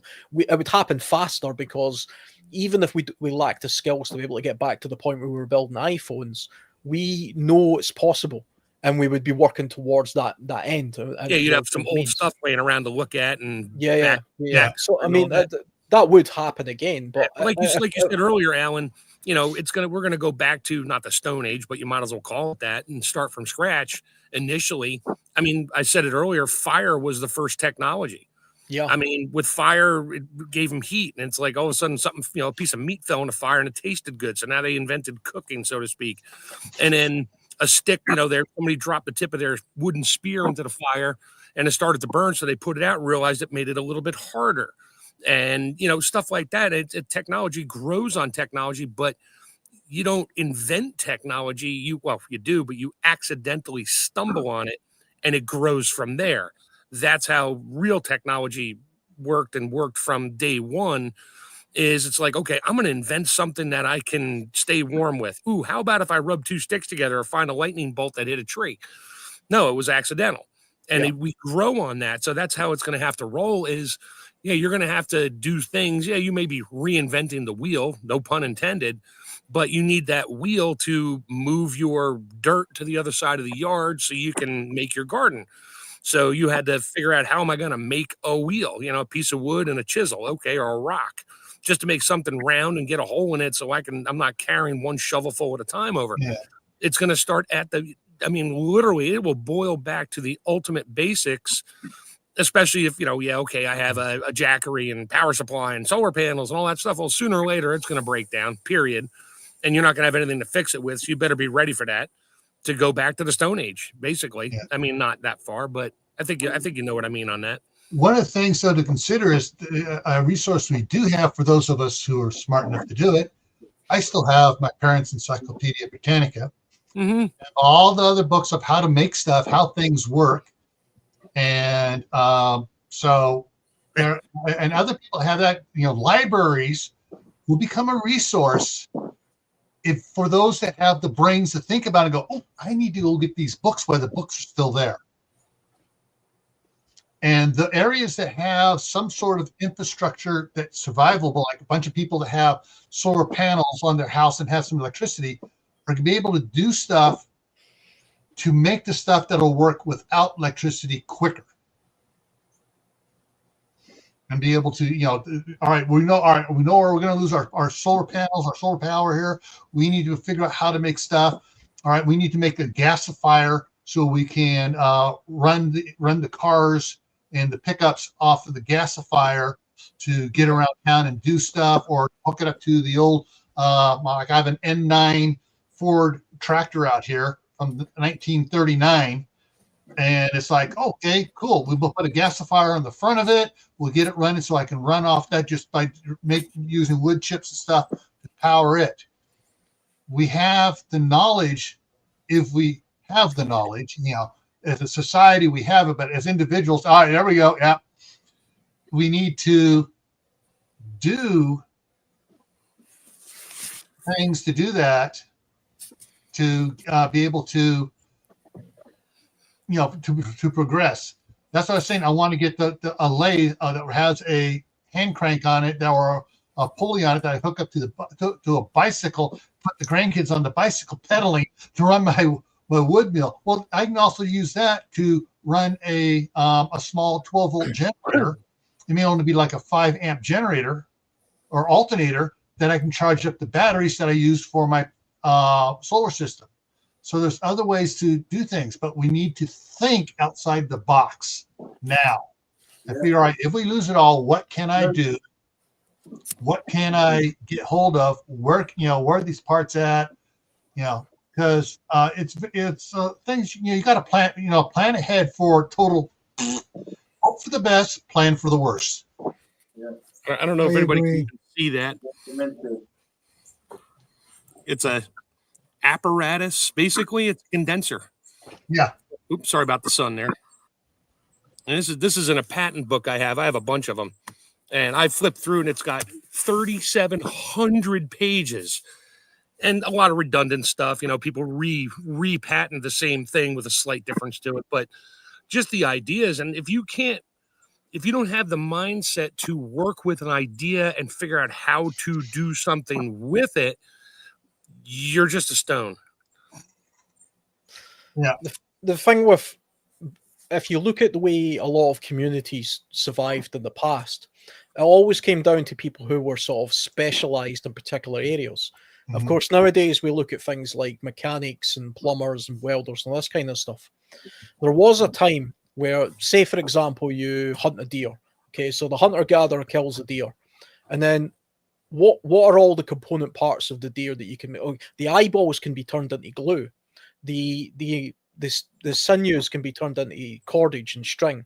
You know, the intestines can be turned into skin for making other things. The hide can be made sausage casings. Sausage casings. You can turn the hide into clothing or leather, all these kind of things. Now, you can learn about all of the different things, all of the different parts of a deer that you can make a use out of. But it's actually quite hard to be good at making any of those one things.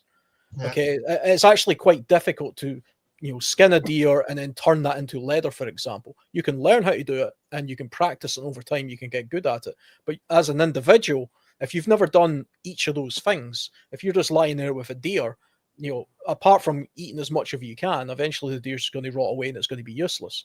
So back in the past, what people used to tend to do was you would have a person who was, his specialty was making glue. So he would go to the hunter and say, okay, I'll buy the eyes off you because that's, you know, what I need. Or I'll trade you the eyes and I'll give you glue, you know, because the hunter doesn't know how to do it, but he can hunt the deer and then give the eyes and then he gets the glue. You know, and you can get the cordage the same way. And eventually you have a small community of, you know, let's say 20 people. And each of those 20 people specialize in doing a particular thing from the carcass of a single deer. And that's far more efficient. And then everybody sort of trades among themselves. All ancient communities used to operate this way, and hunter-gatherer communities anyway. And some Aboriginal and nomadic communities still operate this way. So it's about trying to focus in on what it is you need as an individual to start with, and then take a look at the speciality sort of skills a little bit further down the line when you have the time to do it. Because, I mean, it's all very well and good saying, okay, I could, because I'm a clever person, take this old broken solar panel and this old battery and do something with wires, and I could make some sort of piece of electricity out of that. Okay, fine, but how are you going to eat that day? You know, how are you going to feed yourself? You know, do you have access to running water, fresh water somewhere? Yeah. Those are the things you have to be prioritizing first. And then once you've got the time, you can start paying attention to these other things. Yeah. That's one of the things. Everyone should know gardening and practice gardening. You can't just jump into gardening and have to be successful. You got to learn what grows and doesn't grow in your area. Because everybody has a garden, they can venture out and start doing some of these specialized things, like being a candle maker, being a hide canner. But yeah. 1953. There are things in this book that I don't even know exist. And you're not. Oh, be careful! You're not supposed to know some of those exist anymore. Yeah, no, actually, no. That was 1951. They actually made it illegal to own this book because certain things that were listed in there that the government was doing. So yeah, I've been trying to get a copy of that one for a long time. Good luck. You'll be instantly on a list if you find a copy of 1951 Nordstrom's and they find out about it, because there's stuff in there that they tell you specifically how to do it. Yeah, they don't want that out there. This one comes close, but one of the things to consider is if you have, grandparents' diaries and stuff, they haven't gotten thrown away or whatever, you'd be surprised what's in there. My grandmother was born in 1899 up in northern Idaho. There was 14 brothers and sisters in the family. They were on their own ranch. They grew everything except for wheat. They traded the cattle they grew and took, butchered, took it to town, or just drove the cow down to the butcher and traded to get wheat for what they needed. They grew corn. They grew all the vegetables. They had a 3-seat outhouse, so 3 people at a time could sit in there because with a family at large, you needed it. But through the late 1800s and into about 1920, yeah, that's what the entire family did. And then finally, they decided, okay, we're getting too old for this. Who's going to take over the farm? And everybody's like, let's see what they're doing in the cities now. And this was the beginning of the Roaring 20s, and that's when they went to the city and got rid of the farm. Yeah, and that's the problem, because once people moved away from the countryside and into these urban dwellings, they then became completely reliant on supply chains. Yeah, one generation. That's it. Yeah, what cities are, they don't maintain themselves. They don't function. The carrying capacity, like we were talking about earlier, is massive. When it comes, there's so many people in a city, it couldn't possibly grow all of the food required. No, they can't. They moved there because they can make more money, but now they have to pay more to have all that food brought to them so they can run to the grocery store and get it. And that's the first place that will fall apart is the cities and the semi-urban cities, 3 days. Yeah. And it's already happening. It's already falling apart. It's already decaying, the mind. Yeah. The corruption. Power failure in Spain and Western Europe. People think that corruption is just money. Oh, someone stole money. Someone was given a backhander. But it's the love of the money that is the problem. And, some people don't want to give it up. Some people don't want to share it. We've got the technology. We've got the technology to feed everybody. We've got the resources. Yep. It's just that we've got bad management. People want to be the one. Everybody wants to be the one.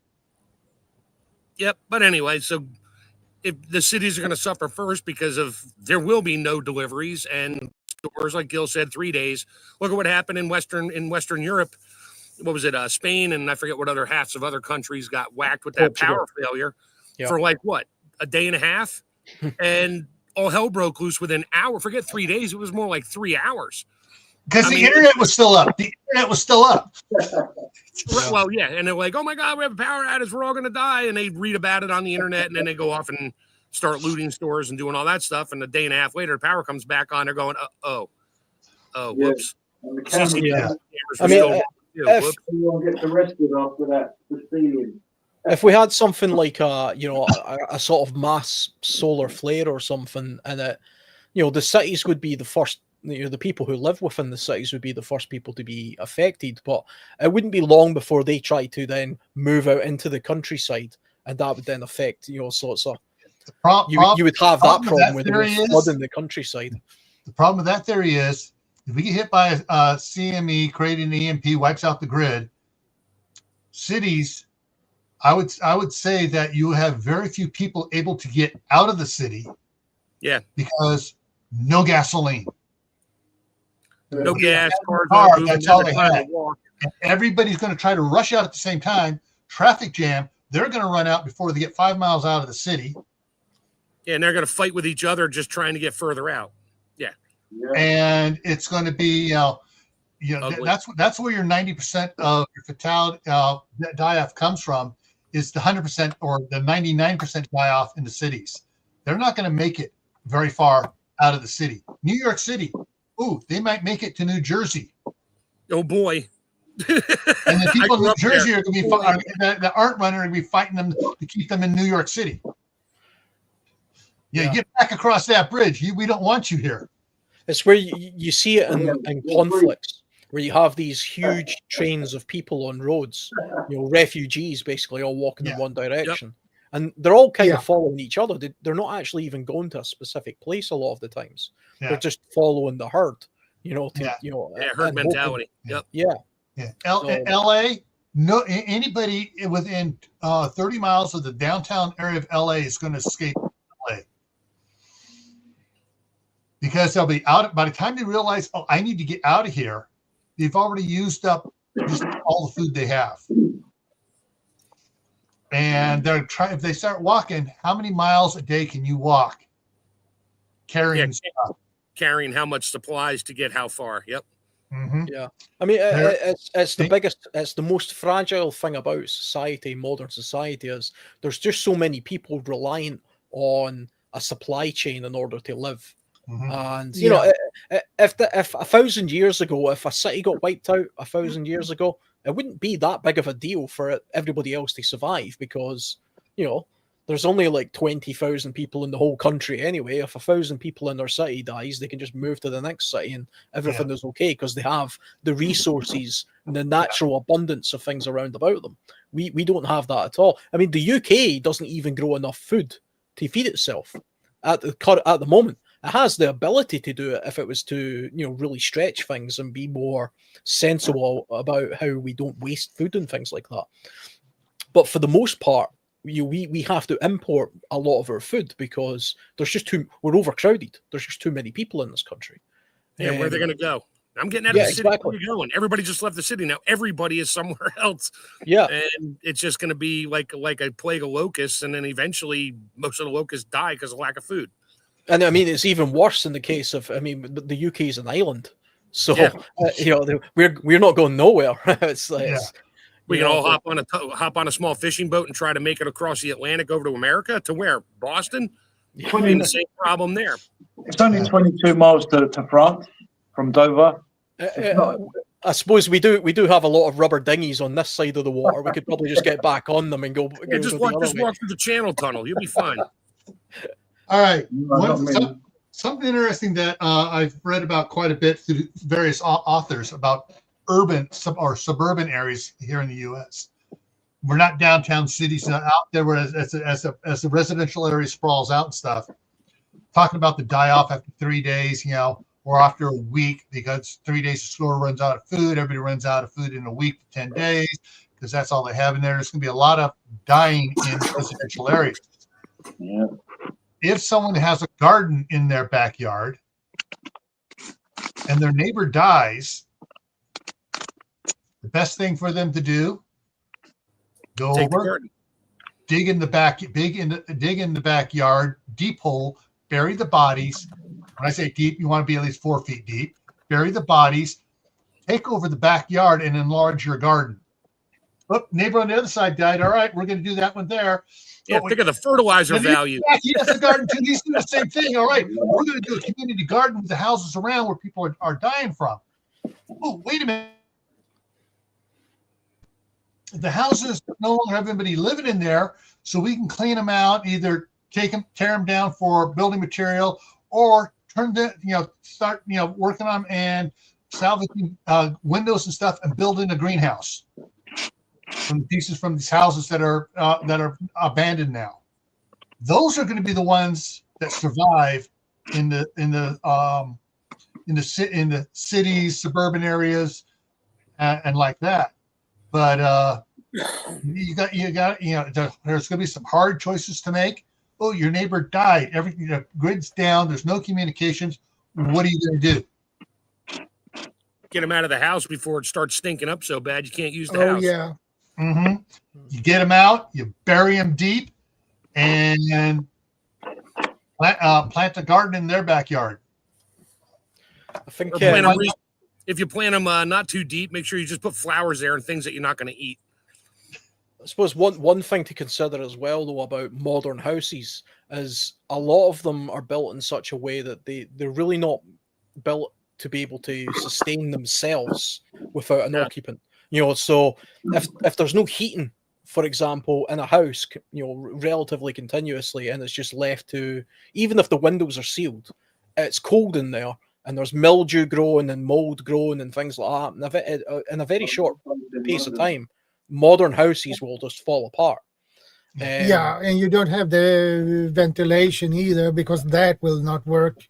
Yeah. Well, the first thing you're going to do in a house, and if you take the bodies out, you're going to turn off the water to that house, or make sure all the water pipes are turned off and drained out. So when it does freeze, you don't get water breaking in there, you don't get water damage, you don't get the mold growing. Then one of the next thing you're going to do is you're going to keep open a couple of windows. to keep air flowing through, so any moisture in there doesn't cause mildew to grow and stuff. You're going to try to and then you're going to try to salvage things out of that house that you can salvage: bedding, sheets, curtains, any clothes. You're going to salvage everything you're going to need to salvage out of that house that you can reuse. Even tools, pots and pans, tools, jewelry. Because, hey, at time, certain things, precious metals are going to become valuable again.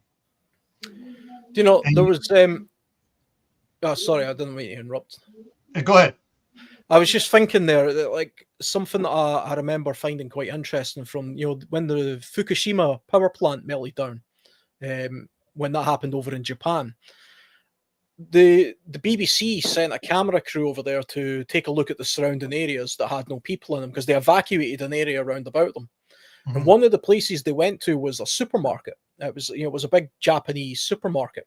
Now, this supermarket wasn't affected by the flood water. It didn't get damaged in any way or nothing like that. But the area was completely evacuated, and of course it had no power. And the thing that I found interesting about that report, and it's still online somewhere, I think, was that supermarket was disgusting. It was so putrid.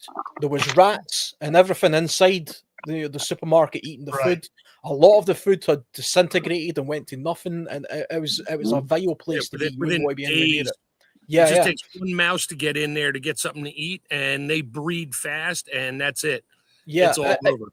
Even tinned food was, because the Japan's, I think it was quite warm there or whatever, but the tinned food was just rotting away or bursting. The humidity, it was disgusting.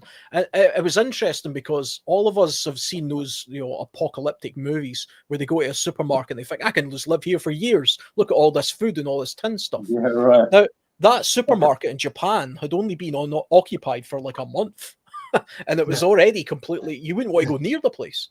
The first thing that's going to happen is all the vegetables and stuff that's going to rot.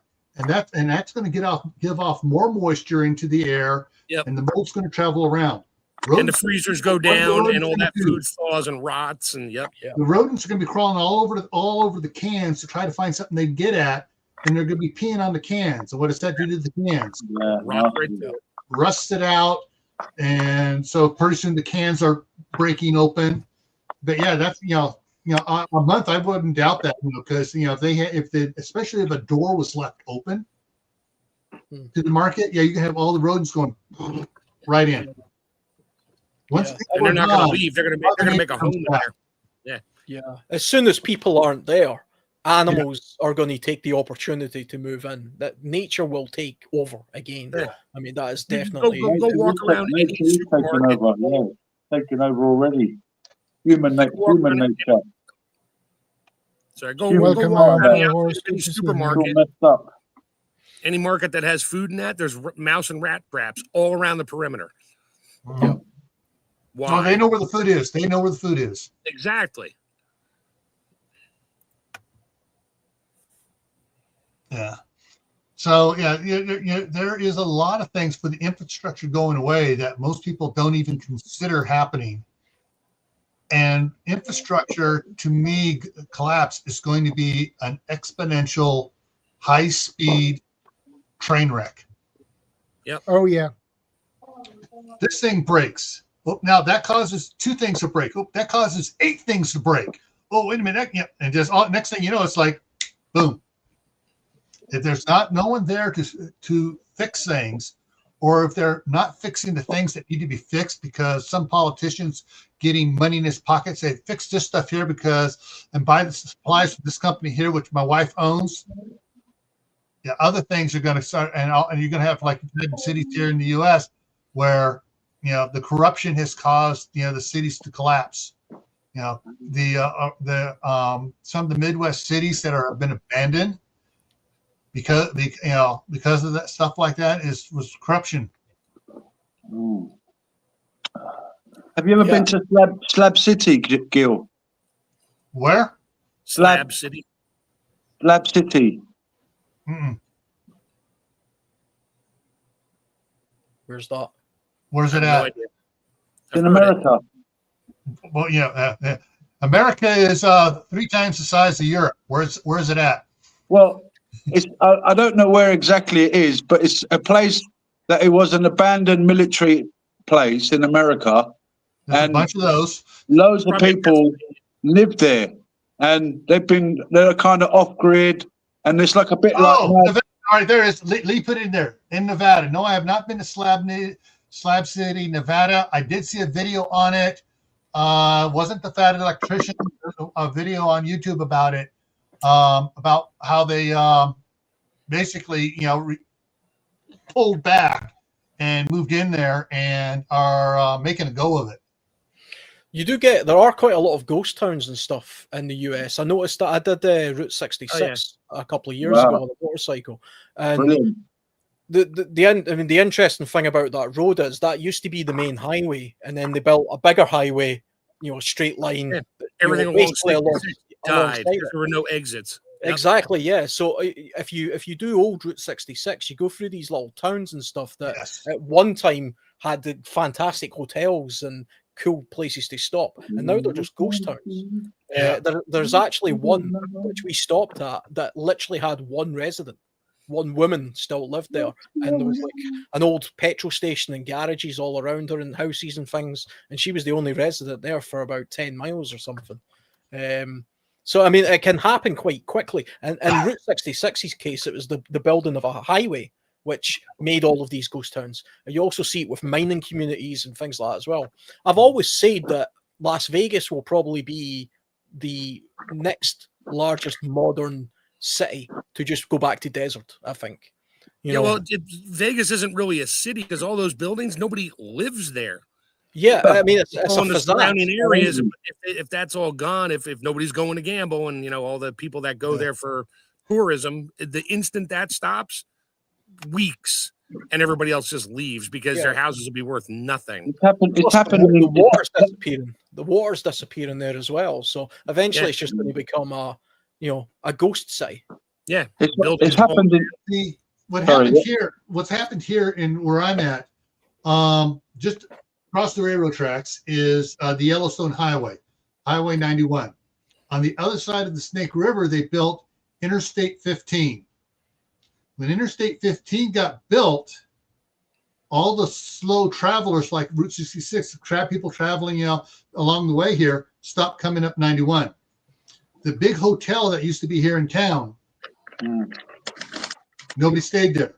There's no exits on 15 to get over there if people can even see it from the highway. You got to go 4 miles up the road or 7 miles down the road. Yeah, and they've already built infrastructure at those exits to capture the people when they get off the highway. Yep. And so a lot of the stuff around here changed, and now everything went totally back to agricultural. The biggest thing we have here is just outside of town, between us and the railroad tracks, is the Idaho Supreme mashed potato manufacturing facility.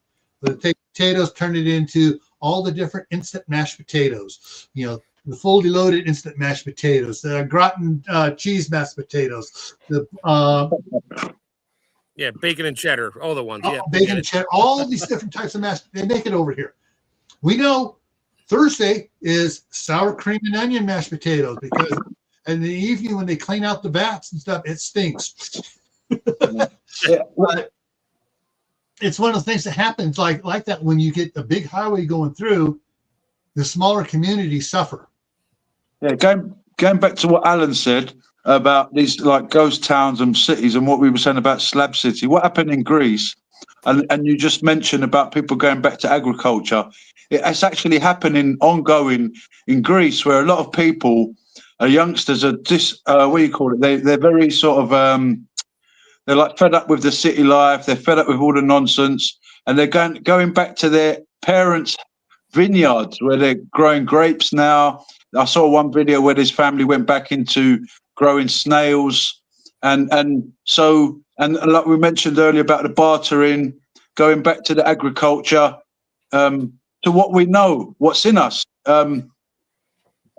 So it's ongoing in certain places other than Greece as well, but it's not all dire because people are preparing. There are people that are preparing for it, and there will be people that do survive. There will be a lot of people that don't survive, but like we said, prepare for the worst. Expect the war. Yeah, Yes. prepare. Yeah, Yeah. whatever. Pray for peace and expect war. And I think everybody here knows Corsair Trainers, Steve. All right. Yeah. He's in far out suburban Los Angeles, out near we're getting into the foothills. He will survive because he's got a garden, he's got his fruit trees going on, everything else. When he first moved into his new house, he was showing some of the videos of some of his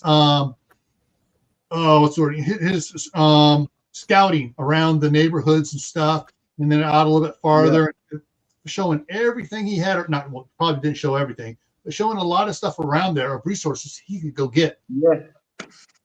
So, and he knows, I know he knows about if neighbors die, all right, we're burying them and we're taking over their yard for garden. And so taking the windows out of a house that's fallen down that are still good and using it for a small greenhouse. Yep. Yeah, or the houses that just sort of abandoned 4 blocks away and go over and just take all the windows out of that house. Yep. And plumbing and everything you can find that you can use. Yeah. Someone just put a comment. Sorry, someone just put a comment up saying, "Yep, there's a city in Cyprus called Famagusta, completely abandoned during a conflict. It really creepy to see." Funny you should mention that because my father was from Famagusta, Cyprus, and I've actually seen sort of. I've seen Famagusta from afar, from very far, because there's the Turkish invasion, and they took over certain parts. And sorry to cut in there, Mark. You're fine. And I've seen in Nicosia, which is the capital of Cyprus, I saw this place. It's like a dead man's land. So it's like the point where the Cypriots are, and then in between, it's like the picture behind Jill. That's what it looks like. You're looking through this little box that they've got in this area where, if it's near a border, they probably turn it into a demilitarized zone so nobody can live there. yeah, it's what it is. It's what it looks like, Jill. Exactly like that. You look through this little box in Nicosia, and it's got all the modern stuff you could think of, all the top name brands, shoes, watches, everything.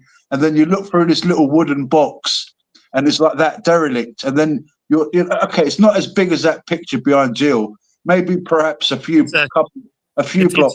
It's Gil, not Jill. Sorry, Gil. Yeah. Sorry, Yes, I did say Gil earlier. Sorry, Gil. Yeah, Jill is a lady's name. Sorry about that. Sorry if this. Actually, I knew a guy named Jill, like a boy named Sue. I knew a guy named Jill in high school. Wow. But it wasn't spelled Gill. It was spelled Gyle. Well, that sounds all right. Yeah. Sorry, like I had to go a there. cool Anyway. name. I was actually just reading about that place in Cyprus there. I just put into Grok just to take a look to see if there's any modern examples of cities or large communities recently that have become sort of ghost towns where the infrastructure's completely failed. And there's a couple of really big ones in China where they built these mega cities and then the companies went bankrupt. And nobody lives there. They look ridiculous actually looking at the pictures. There's another one in the US in Pennsylvania, which is quite interesting. It's called Centralia, something like that. Oh, in Pennsylvania? It says that's the one that there was an underground coal fire going on. And people had to get out because this carbon monoxide was coming out of the ground and killing people. Yeah, it says right here, an underground coal mine fire. Nature's had enough of us. 1962, releasing toxic gases. It could burn for another. Still going. They can't put it out because it's so 250 years is how long they think the fire will last. Wow. And there's still vent holes there. You can actually go tour it. And you can go hiking in there. There's vent holes where you can put a thermometer over and it's still coming out at like 250 plus degrees. And that fire is down like 300, 400, 500, 800 feet or more. And yeah, it's just still burning. You don't want to stick your face in there because you ain't going to breathe too well. Yeah. So can I ask the panel a question? Right, so we're prepping for mass infrastructure decay. And What other things long term are going to suffer from as a consequence of not being maintained? So what I was thinking is moving to higher ground a good idea? Because if there's infrastructure that's gone down, decayed, whatever, and if there's a natural disaster where things were holding up sort of barriers before, now they can't do the same job because the decay in the infrastructure. I don't know if you guys get me, but it's I'm just trying to think location might be a good idea, getting to higher ground. Because higher ground is a matter of where you live and what you want to do. Like if I was in California down on the coast, I'm not going to move up on the mountains there because I'm going to get blown out by a fire within a couple of years. Exactly. Yeah. Yeah. I mean, it's higher like ground is important to think a about. moral. All right, Shadow, can you show this? Yeah, sure. All No right. problem. Sorry, There we go. 23 largest abandoned cities in America. I'm just going to Wow. slide it across. So there's one in the Wow. move across here. So you got That some of looks the like the place older Mark ones. just described. There is Central. Let me go ahead and play that. See if it shows the thing on it. Yeah. So there's a highway going in there. Yeah. Wow. Daggone stupid ads. Oh well, I can't. It's not. Let me skip it. No, I got to watch it. Ooh, $45. So I got 5 seconds to skip this one. I love how YouTube advert says you're going to watch this video after your video. You're going to watch your video after this, okay? There you go. Right, there you go. And it's been burned down in. Yeah, so it's gone. I'm gonna stop. I'm just gonna slide it across and get pictures of it. This is the town, Pennsylvania, and then this is this is one in Alaska. Oh, that's the old mining town. Yep. Yeah. And what we got here? We got St. Elmo, Colorado. Wow. Actually, this is in Texas, New Mexico. They could be potentially very good bug out locations because they're there. There's structure there. If there's mass infrastructure decay and then places kind of survive, I mean, I wouldn't mind jumping into one of those overnight if I had to. Yeah. Rather than being the elements. Well, I mean, it'd be good for shelter, but is there water? Is there food? I know, but still, shelter is. I mean, if I was in a situation where I was looking for shelter, or yes, obviously they've been abandoned for reasons, but in a pinch, like you said, if you're 3 Mile Island. No, this is North Brother Island, New York. Well, there's plenty of water there. Oh no, that's on the Hudson. Yep. Yeah. This was all abandoned. That's right there around New York City. Yeah, it's 18 miles north of New York City on the Hudson. Yep. Yeah. This is where your skills will come in with purifying water. Yeah. Purifying that water. This is Salton City in California. That water there is the most salt water in the United States, more than Salt Lake City. This is one of the other ones here. This is come on, I'm not playing the video. You stupid boy, thing. A commercial with artwork. Yay! All right, we're gonna screw it, but yeah, you can look that up and find it. There are a lot of them out there that are. I hadn't got to the Midwest. There's like in Illinois, there's like 5 or 6 cities in Illinois that have been totally abandoned. Yeah, and they're not small ones either. I think there's a few small ones in the UK here and there dotted about. Alan might know. I don't know of any really big place. I mean, we've got a few places like Bradford that are basically full of zombies. But, oh, that was a. Other than that, I don't know. But it's a society abandoned, but not certain people. Yeah, we do have mining towns. There's a few mining towns in Scotland that are they're not abandoned, but they're more or less abandoned. Well, actually, if you look at the ownership of the infrastructure in the UK, most of it is owned by foreign companies. I can believe that. Yeah.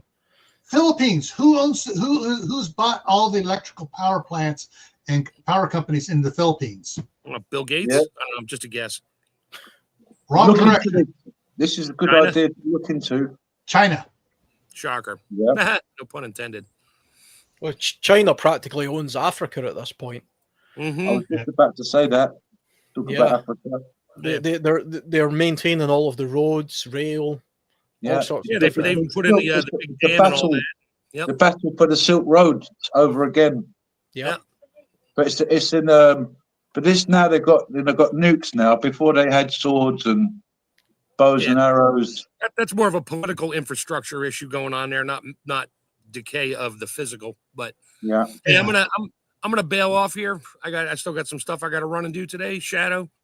Okay, no problem, Mark. Take care. All right. Good Have a speaking good to you. night. Later. Later. Buenas noches. Yeah. That's one of the things that we should be thinking.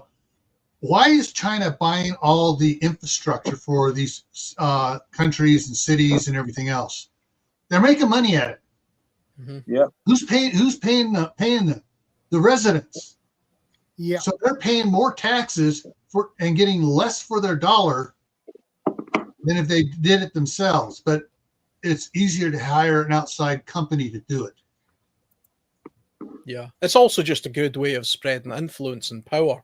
To provide that kind of. I mean, in Britain, I mean, the British were fantastic at this. We would go to India and build all the railways and build the roads and all this kind of stuff. And people like to think the British Empire was like this evil thing that went in and took things. It didn't. It went to places and developed them, but by doing so, it controlled them. Because they were the people in charge of the maintenance of these railways and roads and all this kind of stuff. I've done a lot of bad things as well, brother. I'm sure they. Everybody has to admit. You see the trouble today. No one wants to admit the wrongs. Someone mentioned earlier. They did some wrongs. Governments are no good. They're all murderers. They're all corporate. They're all sort of mercenaries working for these corporations. Basically, Coca-Cola runs everything. All right, that's a joke, right? But corporations are the real draconian ones. We think the governments are bad, but who, like you said, who funds these people? And for what reasons are they getting funded? I mean, we could go down a massive rabbit hole, but Mark will stop me now. But he's not here anyway, so maybe I could continue. No, anyway, sorry, Alan. Sorry, Alan, to cut into you there. No, I mean, it just made me think as well. I mean, if we were talking about the infrastructure decay, I mean, one of the primary reasons we're already touching on some of the reasons why it could happen, whether it be a coal mine and catches fire or a highway gets built or something like that. I wonder how many of these cities and towns, how many of the residents knew it was coming. Did it happen straight away, or was it? Did they have time to move? I think as preppers, part of the thing that makes a prepper is trying to look a little bit to the future and trying to see what's down the road and then prepare for it. So if I lived in a town that I thought, the only thing that's keeping this town going is a coal mine and there's only 10 years of coal left, do I want to buy my house right now and have a 30-year mortgage knowing that the coal mine's going to close in 10 years? It might become a ghost town and be worth absolutely nothing. I don't think a lot of people do think that way. And there are some things that could happen in the world, not just nuclear wars or power plants melting down and stuff. I mean, there could be catastrophic climate change, which forces millions of people to have to abandon a city in the northern hemisphere and move south, or something like that. The only thing that's keeping the UK functioning is, we have a warm, the Gulf Stream and things like that keeps the climate here a relatively warm temperature. If the sea was to change and things like that, we could be living in a snowball. The cold would take over, right? Yeah, I mean, we would be the ones trying to get off the island and move to France. It wouldn't be the other way around. And you said about the 10% forest, right? So there wouldn't even be much firewood left. 1% to maintain. 1%. Oh, sorry, 1%. Sorry. I looked it up. There's 2.5% ancient wood. 2.5. But still, that wouldn't last a little bit long. off. There is plantation in the UK. Just the rows of trees that are just one species. That makes up about 12% of the land mass. But those trees are relatively Monoculture. useless. Yeah. Yeah, So monoculture. I don't really class that as forest, to be honest. It's just that's a crop. It's a tree crop, and it's only got a couple of uses. It has no wildlife in it, really. So like something like a little ice age comes back to Europe. Yeah, I mean, and then without the trees, no one's gonna enough to burn, enough wood to burn. The Neolithic. 10,000 years ago, there was a Neolithic era. There was the Ice Age in the UK. The UK was ice. Was that? I think that's correct. Don't correct me if I'm wrong there. Yeah, you're right. Yeah, the Ice Age was about 12,000 years ago in the UK. 12,000. It's in North America as well. At one point, in North America, I think it was something like, I can't remember the exact number, but it was more than half of North America was under 1 mile of ice. It was just solid. You had woolly mammoths and all that kind of stuff wandering around. And that's why we have fertile land in some of these areas, because of it. It's also why a lot of the interior of the United States is flat, because the ice basically just carved glaciers. Carved it. Yeah, glaciers just carved the ground out. But that'll come back again. I mean, it happens on a cycle. You get ice ages, then you get thaws and things like that. It does tend to happen very slowly. But if the poles were to shift or something catastrophic was to happen, it could happen much quicker. I don't think they made a movie about that a while ago. I think it was it The Day After Tomorrow? The Day After Tomorrow was a temperature shift dating back to the what caused the little ice age, but basically the AOC, the current, stopped. Because of intrusion of fresh water up around Greenland and stuff. So it stopped. I think the movie was exaggerated, but something like that could potentially happen over a period of time. Within their lifetime, couple of years.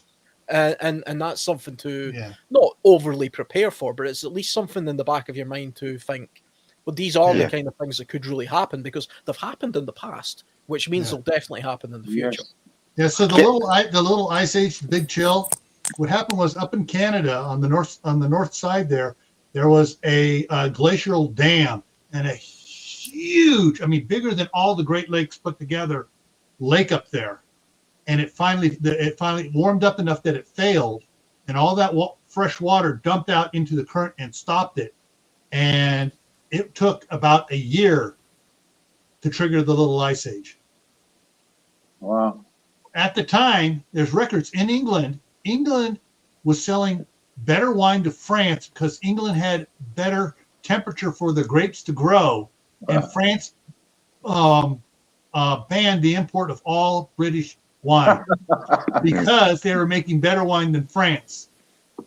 And England has not fully recovered from the little ice age, because temperatures aren't warmer than it was before.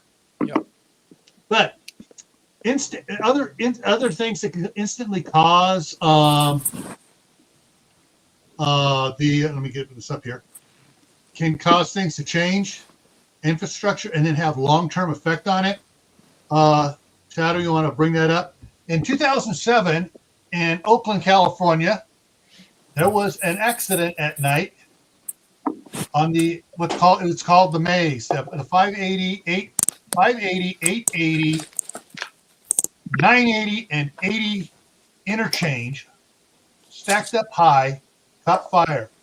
And so a fuel truck in there crashed, and it burned at over 2,000 degrees, destroyed the concrete and stuff on the upper part. And so they took this one out, and they came in and high speed repaired it in a month. Wow. And you can see, look at the asphalt just melted and on top of the concrete and collapsed over it. The problem is with this was they replaced the upper one here of I-580.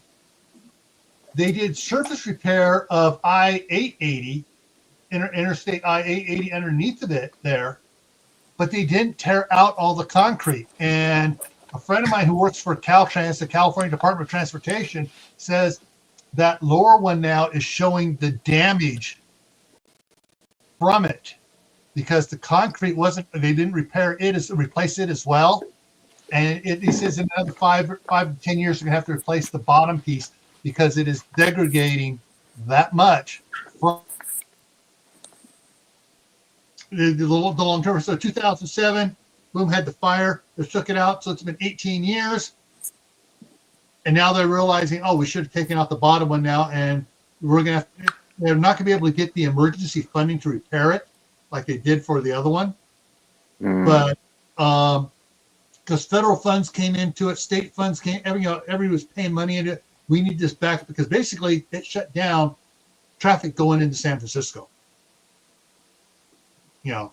And so they, so I mean that's something where something like this can cause problems, infrastructure damage, years later. It's not even 20 years later, and they know, oh crap, it's going to be toast. Yeah, in hindsight, right? They probably should. Yeah, they probably should have did it all the way, right? They should have taken out both because the lower level it fell on from the upper level onto the lower level. It's sound. All the heat went up. Heat did not radiate down. I'm sorry, but if you got a fire here and it's burning, the heat's going to be radiating down too. I mean, it melted stuff down below on street level. But so infrastructure can hit you like this, just boom, all of a sudden at the time, and it's nothing you can do about it. Can I add in something? Sure. Yeah. I've been considering this too. Okay, so let's just consider that this decay is happening right now, like right now at this time, right? What is going on right now in the Northern Hemisphere? It's wintertime, right? The snow will take over these places. Like, these roofs are flat, they're not caving in time, right? Because there's no one there to maintain that. There's no one to shove it off. CR, it happened even last year. There was a big, huge one, and it got so cold, and there was so much snow that the heat being produced inside the store was not enough to melt the snow on top, and it collapsed. Yeah, because some of these buildings are flat at the top, right? And without someone to maintain that, it was a curve. Yeah. It was a curve, but it wasn't built for 6 feet of snow on top of it. Yeah, right. Because without the infrastructure, without the machinery, the tools, the snow plows removing the snow, I mean, it's going to be like, the snow's just going to keep building up. You're going to have, snowbanks that are as tall as people, right? And you're trying to trek for that, let alone drive for that without plow in front of you. Good luck, all right? Like, we were talking about evacuating a town or whatever. I mean, that's gonna be so difficult in the winter. This is why I don't want to bug out in the middle of the winter. I'm pretty sure it's not just the cold, but the snow and all this stuff. It'll make it so. Look at the day after tomorrow when they were trekking for the snow, right? This deep snow, they were on top of buildings or malls, right? Because supposedly that much snow, right? And all those hazards because of that. Yeah. I would say though that the winter's the best time to prepare to bug out, though. And practice and put your stuff together. Yeah, practice in the worst time. Well, of course. Yeah. But what's interesting is, oh shoot, I just lost my train of thought there. Sorry. Squirrel moment. Squirrel. My bad. No, I was going to tag on off of yours. Homeland Security's 90% of Homeland Security's documents refer to a nationwide disaster like this, refer to it as the winter die-off. Wow. Because it doesn't matter where you're at, you don't have heat, and you're used to having heat, even if you're down in the panhandle of Florida or Texas. Yeah. And the winter storm comes in, you're going to have so many people not even remotely prepared for it. And And yeah, that's why you're going to have such a dive. It's the wintertime. It's going to, and then afterwards in spring during the thaw. Whoo! I can imagine that smell. Yeah. Wasn't a big snowstorm in Texas a year or two ago? 2021. Yeah, and it caused problems with the power and the roads, Yeah. because people just weren't. I'm assuming they don't get a lot of snow there usually, so it was unexpected. Usually, every 10 years they get an inch. But yeah, my sister lives down there, and she said it was bad. She had luckily installed, not for this problem, they had installed a whole house generator that ran on natural gas. And so her house was toasty. Froze. Her house was toasty warm. Her youngest son's house, which was a block away from the hospital, was in the hospital grid. So that was the first one restored power to keep the hospital up. But yeah, she was looking around. It was at night. It was like, oh, she goes, oh, I better put up blackout curtains like Gamma used to do during World War II, so no one can see my lights. Yeah, yeah. I like to think there was at least one prepper in Texas who's been preparing for snow, and he's looking around thinking, "I told you guys, I told you." This is why I got. This is why I got this big fluffy jacket. That was my sister, but she didn't do it for snow, but she had everything prepared. And when snow came, it's like, oh, wait a minute, I still have snow chains for my car from when I used to live up in Utah. I think, in my opinion, I think it's those people that used to be in other places that used to be cold. Let's say they go on vacation on ski hills or whatever. I think they had the gear and the knowledge to kind of get through it a little bit better than people that are like, never seen the snow, never seen the cold, don't go to the ski club or any of that stuff, right? Don't own anything like that, and they probably had a harder time at it. Yeah. Because it was very hard for them to adapt because they've never seen it or even experienced it in their lifetime, right? So it's new, right? And remember, the first time you really see cold, right, especially if you haven't seen it before, and it goes with heat too, it's very... brutal. Yeah, it feels brutal, even if it's just below freezing, because you're not used to that. Yeah. I mean, if you're used to like 90, 100 degree, 40 degree weather, and it drops below freezing, that's don't feel cold, no matter who you are, right? Because you're not used to that. Yeah. So during the Texas freeze, my cousin Debbie, who lived a couple of years up in Draper, Utah, with my sister. They knew cold from up there, but when the temperature started coming going like that during the warm day, one time she opened up all her taps, turned off the meter water from the meter, and drained all the water out of her house. Turned off the furnace, turned everything off because the power went out, and she went and moved in with my sister for a couple weeks. But she knew, all right, I've been there, I know what's coming. I'm getting that, and she went to my sister. Her son was about 40 miles away there in Texas as well. They didn't lose power where he was at, but it was still. He says it was brutal. So it was just a bad time, and that was a storm of the century. And then what happened 2 years later? They got one almost as bad. Almost. Yeah. That's what I mean. That's the thing. If you hear something like storm of the century, well, some people, if they're lucky, do get to live a century. So it means in their lifetime, or at least their children's lifetime, it's going to happen. So they should prepare for it. Yeah. Or at least put a little bit of thought into it. In any case, there's no snow where I live yet here just now. A little bit in the hills, but it's not quite happened here yet. Another few weeks maybe. Yeah. Oh, sorry. I'm just showing snow. Since we're talking about it. Yeah, Kaylin had posted some videos last night about snow where she there in Des Moines as well. Yeah. Yeah. Oh, we got our first snow here in southern Idaho yesterday. Out on my driveway, there were these little itty bitty pellet balls, looked like styrofoam pellet balls on the ground. They lasted for about 2 hours. and it wasn't even enough to cover it solid. It was just like someone took Dusting? a beanbag, jumped on it, and went poof. Oh, like a dusting? Yeah. Yeah. I mean, I got enough snow now, I can almost start making a snowman. At least a short one. Yeah, I'm actually looking forward to a little bit of snow. Hopefully, it didn't really snow much in the UK last year, so hopefully it will this year, and I can do a little bit of winter type camping. And it's good. I always think it's a good idea to prep or practice survival techniques in the harshest climate that your country experiences. So for us, it's cold and I suppose miserable rain, but mostly cold or wind.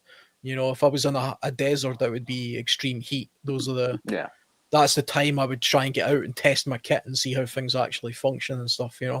There's no point in doing it with a safety net too, right? You don't want to actually put yourself in a serious situation, but you want to kind of simulate it to a certain degree. You want to simulate it as much as possible. I mean, I drive to a place, and I'm an hour away. I can always walk back to my car. No, well, I mean, your safety net might include a bag of more things. Yeah. Stuff like that. There's no point in putting yourself into actual danger in order to simulate danger. It's yeah, exactly. You right. can do a little bit, but not too much. But hopefully there'll be some. Anyway, guys, it's been good talking to you. I have to jump away as well because I'm up early for work. Okay, Alan, no problem. Take care, Alan. Take care, Alan. I appreciate it. Take care, Al. Take care. Yeah. I just realized that Yeah. GP's still here, hey? I didn't even realize he was still here. He's still here, isn't he? Isn't that him? Well, he's probably doing things in the house, listening. Yeah, he's probably. And when something's in it, if something piques his interest, he'll come back over and he'll come back in. Like right now. I hear Sears calling me. Anyways, go ahead. The things about infrastructure on a if it's a quick decay, but not an instant, flip of a light switch like CME turning the power off and all the infrastructure, water, sewer, power, internet, whatever, it goes down instantly. Probably the most damaging rust belt scenario is highways and bridges. Yeah. Kicking the can down the road to get things fixed. We're dealing with kicking the can down the road here in the city of Basalt because previous mayors wanted to get reelected and they didn't want to raise rates on anything. They did not raise utility rates since the 1990s. All right, that's a long time ago. Yeah, that's a long time ago. Not to be keeping up with inflation. They when the new mayor came in and they hired the new city maintenance person, they went around and the first city council meeting after I remember, they're like, crap, we got broken water pumps sitting there that did not get sent out for repair that need to be repaired. So we have backups because we're on oil water here. We got we got 3 wells. Welcome, Bob. So they had all the stuff there that was sitting there they had hooked up pumps that weren't working because the stator controls for them were dead. We were lucky our water system here didn't collapse from lack of maintenance. And so for the last couple of years here, it's been the budget surplus we had is gone. Yeah, the cosmetics, right? Because all right, we need to get this one fixed. We need this fixed. This is $13,000 to get this one repaired. A new one was $23,000. So we're going to spend $13,000 to repair this one and getting this stuff back up and running. And they still got a couple more pumps to go. They still got the main SCADA controller in the city hall that needs to be replaced because when anybody works on it from the company that comes out to fix it, they got to dig an old laptop out of the closet because it's so old. And but so that's just what happened here. The city streets hadn't been repaired in a couple of decades, and so now we're having to spend a boatload of money trying to fix our city streets again because in the last 6 years they've gone down. It's like going over a cliff, and so yeah, and digging is expensive. Yeah, and yeah, especially after the fake demic in 2020. But the highways and stuff, interstate highway travel, bridges. I mean, there are several bridges I've seen reports on, people doing videos on and showing the reports on bridges crossing the Mississippi River that haven't been inspected for 10 years, really inspected. And when they go to reset, it's like, all right, in 5 years, this bridge has to be replaced. It can't be repaired. It's got to be replaced now. And it's too far gone. And when some of these bridges crossing, like the Mississippi, most people don't even realize Mississippi's miles wide in places. And it's not a simple thing to do. And so there's going to be a lot of things that are going to start dominoing and affecting. All right, we lost this crossing here on Interstate 17. So now traffic has to detour around and go 5 or 6 miles down to a smaller bridge, which is going to be overloaded, and people are going to have to go, and go north and stuff. And it's just going to be, and those are going to take excess wear now. These little light bridges now are going to get in heavy use, and they haven't been maintained to handle that. So it's going to be all of a sudden another, and all of a sudden we're going to be facing a major problem in highway repairs because somebody was told, pencil whip it. Hey, Bob. Just take a look at it. Does it look good? Don't in depth. Don't use the sonars.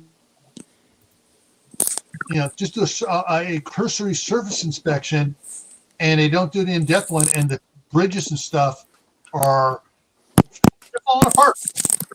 Can I add in something to this too? Because this reminds me. So, this reminds me. Remember what I said about earlier out west here? There was major infrastructure issues with a water main, right?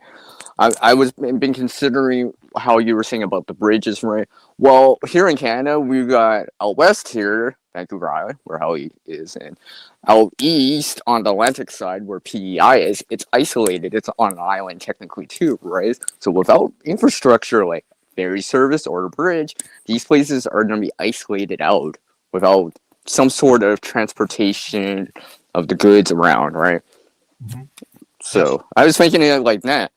Because after what happened, I think that was 2023 or 2022, one of the years, right? Out west there was places, towns and cities that saw what happened and they didn't want to go for that. So they kind of, opened the ground and maintained or repaired or did something, right? I noticed that, right? As soon as that happened, I was just like, it was starting to like, oh, look at that. They're actually going to do this. Right, because I think they saw what happened, the expense, the issues, the trouble, people complaining, and all that stuff, and so they actually did something. I'm like, well, thank goodness. So at least taxpayer dollars are going towards something. My area, we're doing pretty well as far as state and infrastructure. Mm-hmm. They're expanding highways, making additional lanes and bridges, and we're doing pretty well. It's quite nice to see some new construction going on, where they're keeping up with the population growth, is what it comes down to. Yeah. It's I just got to put that out there because there's new projects going on, and there's lots of construction jobs. If you're a carpenter or masonry or welder and all that, there's quite a few jobs out there. Yeah. Seattle's gone to hell, but that's just Seattle. The rest of the state's doing pretty well. Oh, and hi, Bob. Oh, hi, LCR. We almost forgot to say hi to him. He just showed up and started talking. Yeah. Well, that's good to hear, Bob. That's good to hear that, because if you think about it, it's getting maintained, people are getting paid for it, and then it kind of loops back around in terms of maintaining it and all that stuff, and people have jobs, and there's funds going around. Yeah, kind of highs and lows. Not so severe highs and lows, but occasionally low areas where there's some unemployment, and then they'll gather up some tax money and put out some construction which is a good thing. I like to see it. You know, Mm-hmm. the Northwest, the population out here grows pretty fast because there's almost always work out here, and the work pays pretty well. But you just got to put up with the crappy weather. And Yeah. the other downside is the drug addicts. We have to put up with that, but you know, as long as you know how to handle them, you'll be okay. You know? Oh, but those poor souls, Bob. We got to give them free needle exchange. Never mind. Sorry, I started going off the rail there, Bob. No, it's actually what they've done here quite a bit is take hotels, and the state has purchased the old hotels that were made back in the 60s and 70s, and they've made them pretty. They haven't really upgraded them very much, but at least this way, these folks that were living on the streets have a locked door. Yeah. You know, they put them in there, and they have a locked door because it was so difficult for these. Say if you fall through the cracks and you're out there on the sidewalk, to be able to bring yourself back up was very difficult for them because they are the victims of robbery more than anybody else. The homeless steal from each other all the time. Yeah. And in order to get the ball rolling, to get some assistance, you have to have a state ID. Well, what are you going to do now? You know, you just lost your wallet for the fourth time, you know, but setting people up in old hotels is working out pretty well because to get residency in those places, they have to go through rehab, and they have security, and if you're caught stealing or breaking the law, or if you pee dirty, you know, you're out. That's it. Yeah. You know, fun. So the ones who are serious about breaking the habit and getting back into society have got a better chance than they did 10 years ago. I just know comment about 1/3 of his electric bill is fees and taxes. Ours is 2/3. It's over half. It's delivery fees and taxes and all this other crap. Yeah. Yeah, French. And that's the thing is the electrical grid here in the U.S. has not been maintained for decades and decades. Minimal repairs. It's older than us. It's older than us. It's older than my dad, and he died in '89. That's a long time. A real long time. Yeah. I can just imagine other places in the world too, right? Maybe Yeah. even here in Canada too, right? Eastern some Canada, things some things haven't been maintained for a very, very, very long time. And these cutbacks of certain things don't help too. Oh right? yeah, the regional distribution relay nodes are we need to build all these other ones in case one fails, we can pick up and keep power going and stuff. They haven't been putting those in for at least 35 years, and they should have been. So when a node goes down, all the power feeding in from this side has nowhere to go, so it back feeds on itself. The power on the other side isn't getting it, so it tries drawing it from other places. Cascading effects. And overloads those lines trying to pull it in. Yeah. And so you get one's getting spikes feedback and not getting the power. You have too much power. And the other ones are having too much draw, so it's tripping breakers and cooking off transformers. And it's like, I'd like to be able to go back in time and start. And the ones that the first executive saying, "Oh, we're going to kick this can down the road." Say, "No, you're not. You're going to jail." Yeah. And then watch out. All the rest of them go, "Oh, I think we better take care of the business." More forefront, less hindsight. Yeah. Because at times it may seem expensive now, but it could be even more expensive down the road because now you have to rush the job too, or get more people on it. Because what happened, like I said, this water main that happened out west here in Canada, right? This major water main, this feed output, right? Like I said, they had to hire people. They had people working 24/7 or as much as possible, right? Yeah. Safely and stuff like that, right? And it still took a while. So I could just imagine it grid down, no machinery, less people around. That would even take even longer, even if it is even possible at all. I was just like, so. Like I said, as soon as afterwards, like a month or two later, other places were kind of like, let's not let that happen here, right? Because the cost and all that stuff, and people complaining, right? There, I've seen a couple of videos here on over on Facebook where they're digging up water lines and stuff, and they have the new ductile iron, or not new, well, the newest was ductile iron, and they're putting in a new steel, concrete line, steel water line. They got ductile iron next to it. They got something else next to it, and then they have wooden pipe, wooden box pipe, still in use, still under pressure. And it's like, why aren't you, going through and, I hope they have on this new one, they tie all the old ones. Oh, no, we're not pulling, tying no new ones in. This is to get water down to this new development farther down.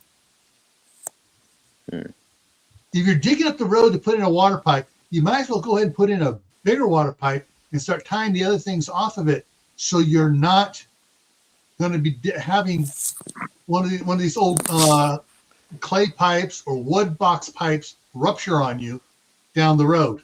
Yeah. Oh no, we need to show financial responsibility to our investors to make sure they get their dividend checks increasing every year. Yeah, that's the fault of a city planner right there. If you've got a bad city planner, they're doing the same thing in my home city, and they're replacing.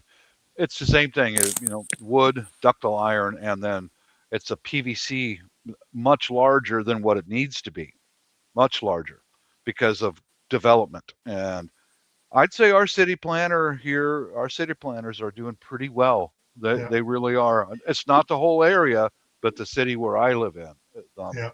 They're doing well. It's where it's not so bad compared to some other places around. Another thing that's going on in my town is they're putting in.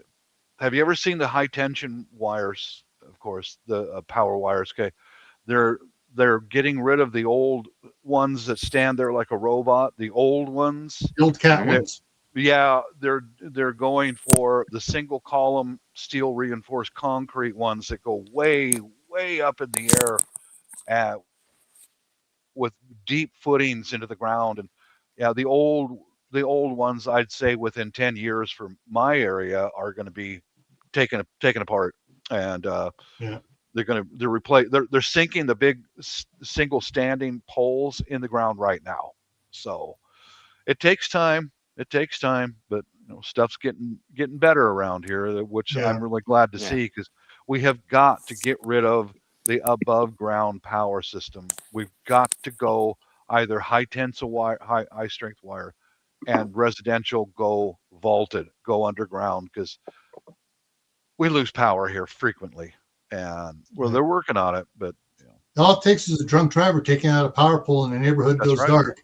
That's right. Yep. Or with us here in the Puget Sound, we get hit with those winter gales, the storms, like we did a few weeks ago. And it takes a few trees to come down, and boom, an entire section of the county is out of power. But it takes smart people to be able to do that. Indeed. I knew honest, use that word. Smart, honest people. Yeah, that's true. You got to keep down the corruption. Yeah. They can see the benefit in the long term, right? Maybe it's a little bit more upfront, but in the long term, we'll save money because we won't have to do this for another 20, 30 years ago. Dig into the ground once. Dig once.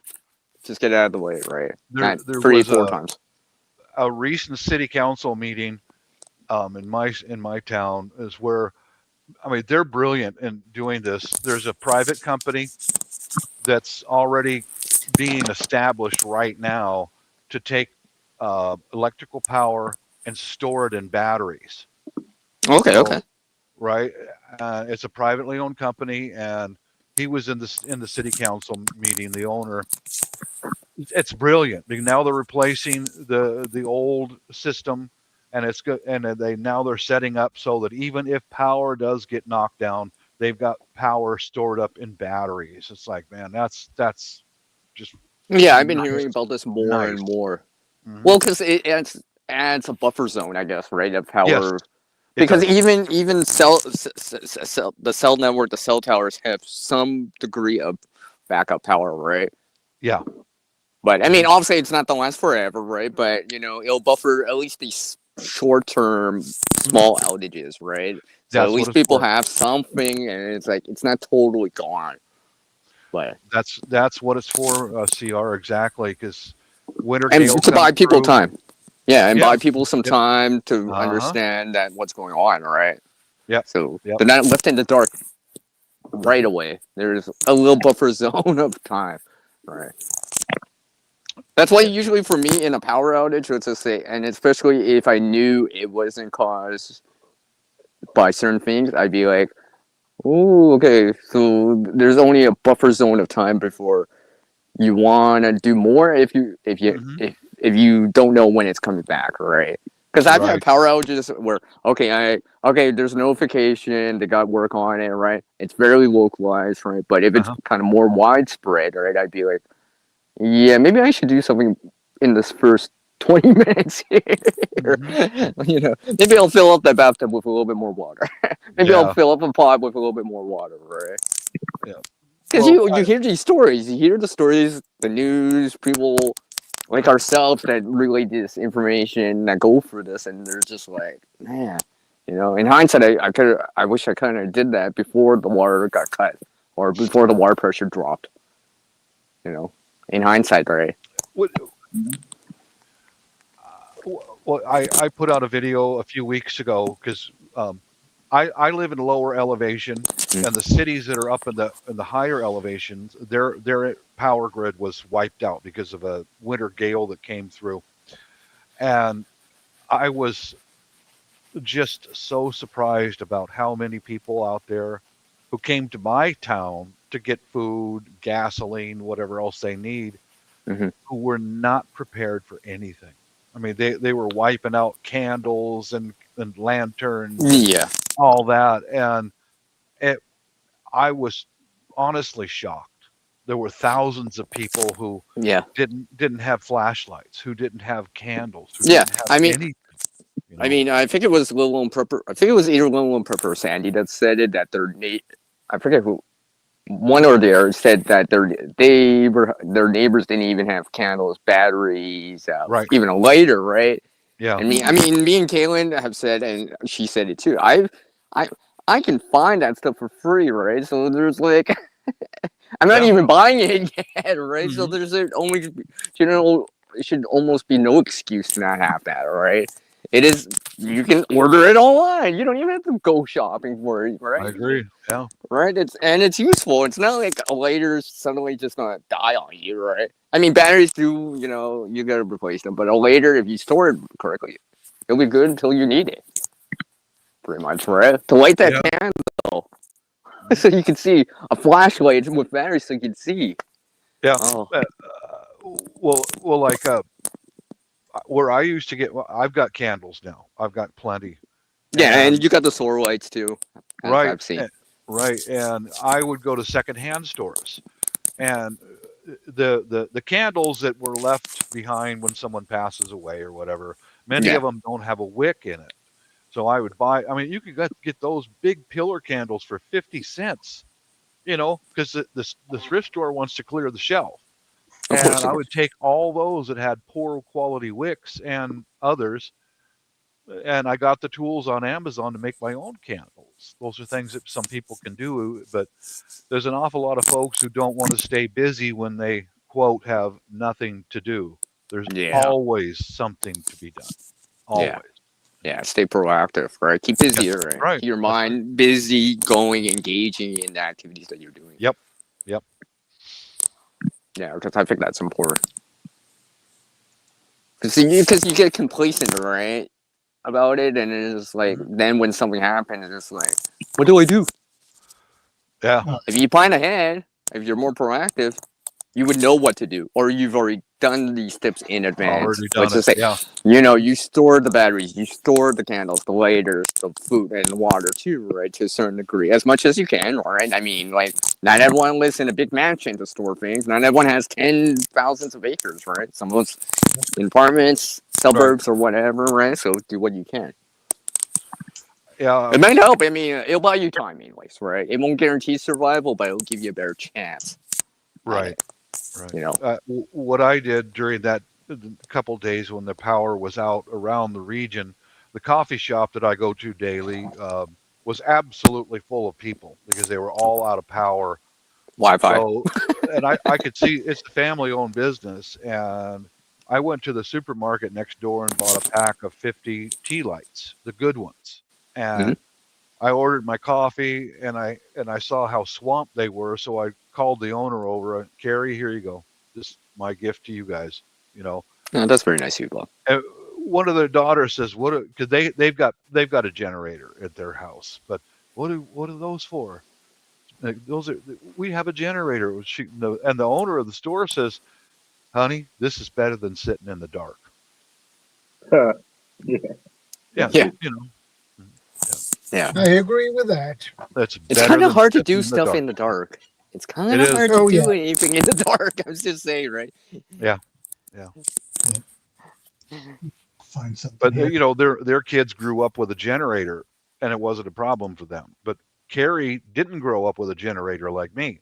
You know, 50 tea lights comes in damn handy when your power's out and you're just stumbling around inside your house. And even solar lights, right? This is why I like the solar lights, because like I didn't grow up with that stuff. We had a Coleman lantern and we had candles. You know. No, I mean I had candles in the past too, and but like nowadays I'm like, solar lights are very common now. I mean, there should almost be no excuse, right? Well, I gotta give this guy credit over here. CR recommended to me look into solar lights for inside your house. Well, it's to supplement or to complement the candles, right? So whatever option's better, right? Depending on what's going on, right? Yeah.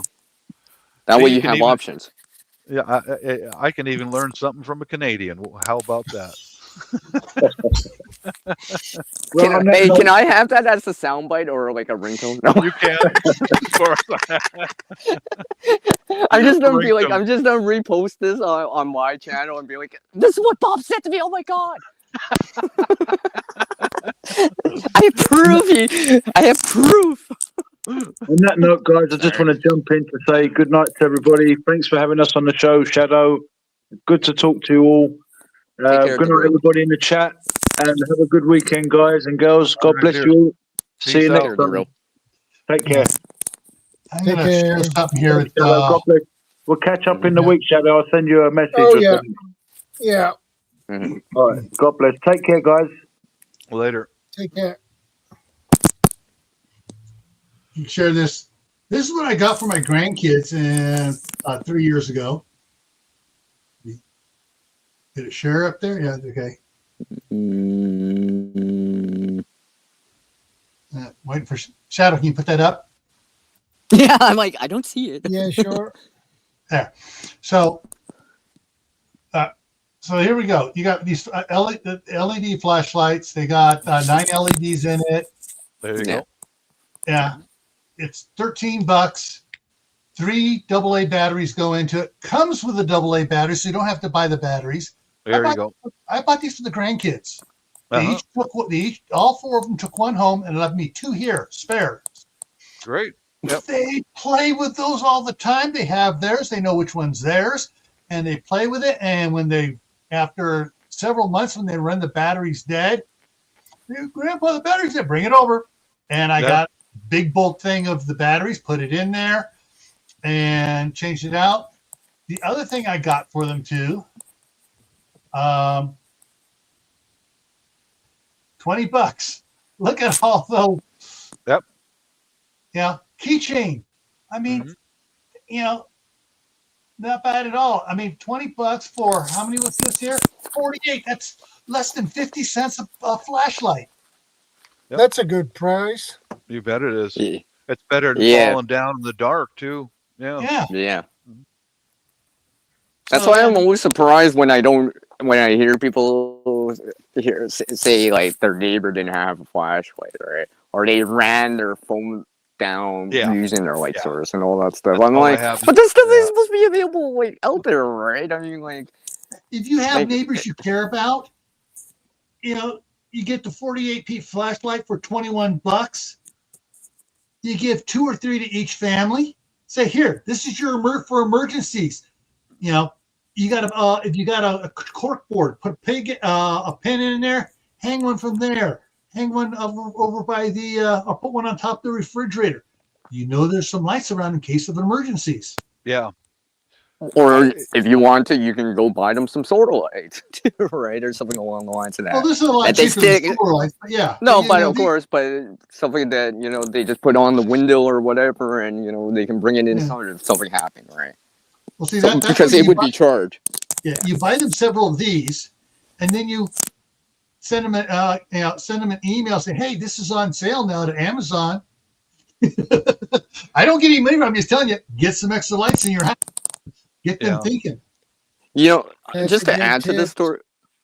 Just to add to the story, my one friend I've noticed has not totally come over to the prepping side, and as far as we go, right? But I've seen them with now batteries, AAA batteries, even a flashlight. And I went, oh, that's good.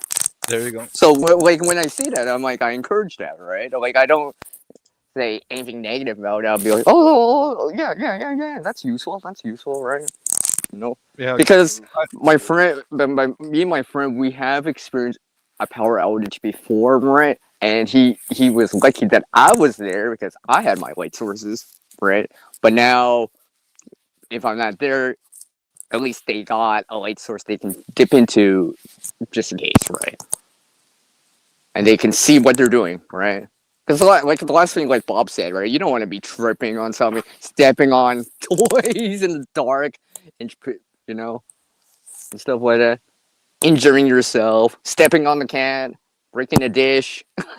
Yeah, let's avoid that. Yeah, there's a lot of little things that just you can get and give as you can get those little 100-hour oil candles, about that big around and about that tall. It's filled with the lamp oil in there. It has a little wick on there. Mm-hmm. You can get those sometimes on sale. Oh, Shadow, I got my own too. Yeah, those are useful. What is that? What was that? All right. I thought. Oh. I thought that was the tape measure at first. I'm like, the way you were doing it. No, the way you were doing it. I'm like, is that tape measure? No, it's one of those retractable things. Yeah. So, but 1 year, my wife and I gave 5-gallon buckets to all of her relatives. We had one of those little oil lamps in there.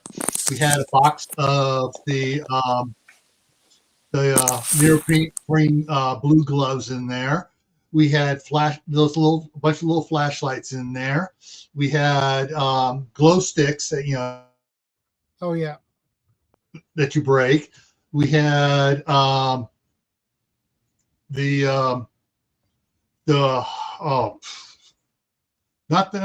the cheap Gag Me that tastes so nasty emergency ration bars. We got the good ones that came in like vanilla, chocolate, orange, raspberry flavored. We gave a bunch of those in there too.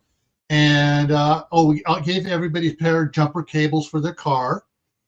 And we made buckets for each family. And that's what we gave them. Nice. And the next year, my mother-in-law decided to add to it and gave everybody some more stuff to put in their bucket. Oh, that's nice.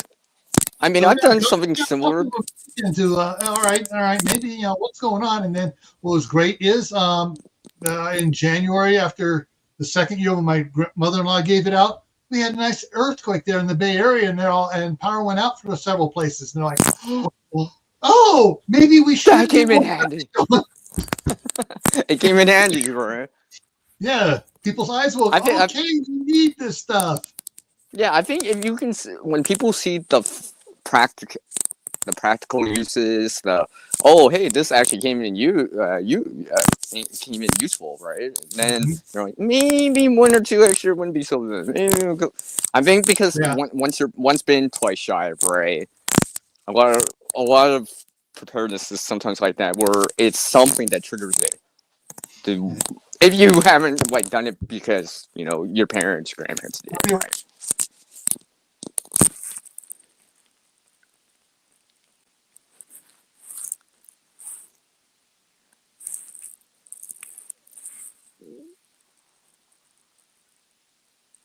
You're muted, Bob. I thought it was just me. I'm like, why don't I hear it? Oh, I thought it was sorry, my sorry. sound. Hey, I'm Howie. using reflective tape on this new spotlight I got the other day. I've got two of them downstairs, one for the front, one in the back, and putting reflective tape on this thing so that if power goes out and I got a minimum flashlight, I can find it right away. Yeah, I can that's see good. it That's good. That's right good. away. That's good. Mhm. Yeah. See, that's one. If anyone's seen my lights out kit, which I haven't updated for a while. Well, I have updated, but I haven't shown it in a while. I have reflective triangles, like reflective stuff, right? So in minimal light or something like that, even with a light, it'd be like, okay, there it is, right? For example.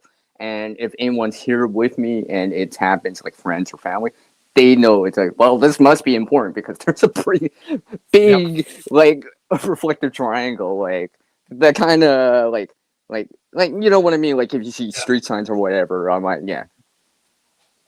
Howie just came in on my side. Yes, welcome, Howie. The real was asking about you, Howie, if I remember right. Was it the real? I think it was the real asking about him. Yeah, as far as I did something very similar to what Gil did with his grandkids. I waited. It was about 3 years ago, and Halloween retail store, Halloween flashlights, the little ones. As soon as Halloween was over, they want to clear that shelf. So man, I picked up a half a dozen of those little things and put them away, But yeah, situational. I want to bring up situational. It's like, I really don't have family anymore. Not here. I really don't. They're just, it's just basically the we blank, understand. right? Yeah, we And understand. as far as neighbors go, I don't want them to know that I'm ready for anything. I want them to think that, they're just as lost as we are. I don't share any information out with these folks. Yeah, operational security. Otherwise, you would have them at your doorstep like vultures.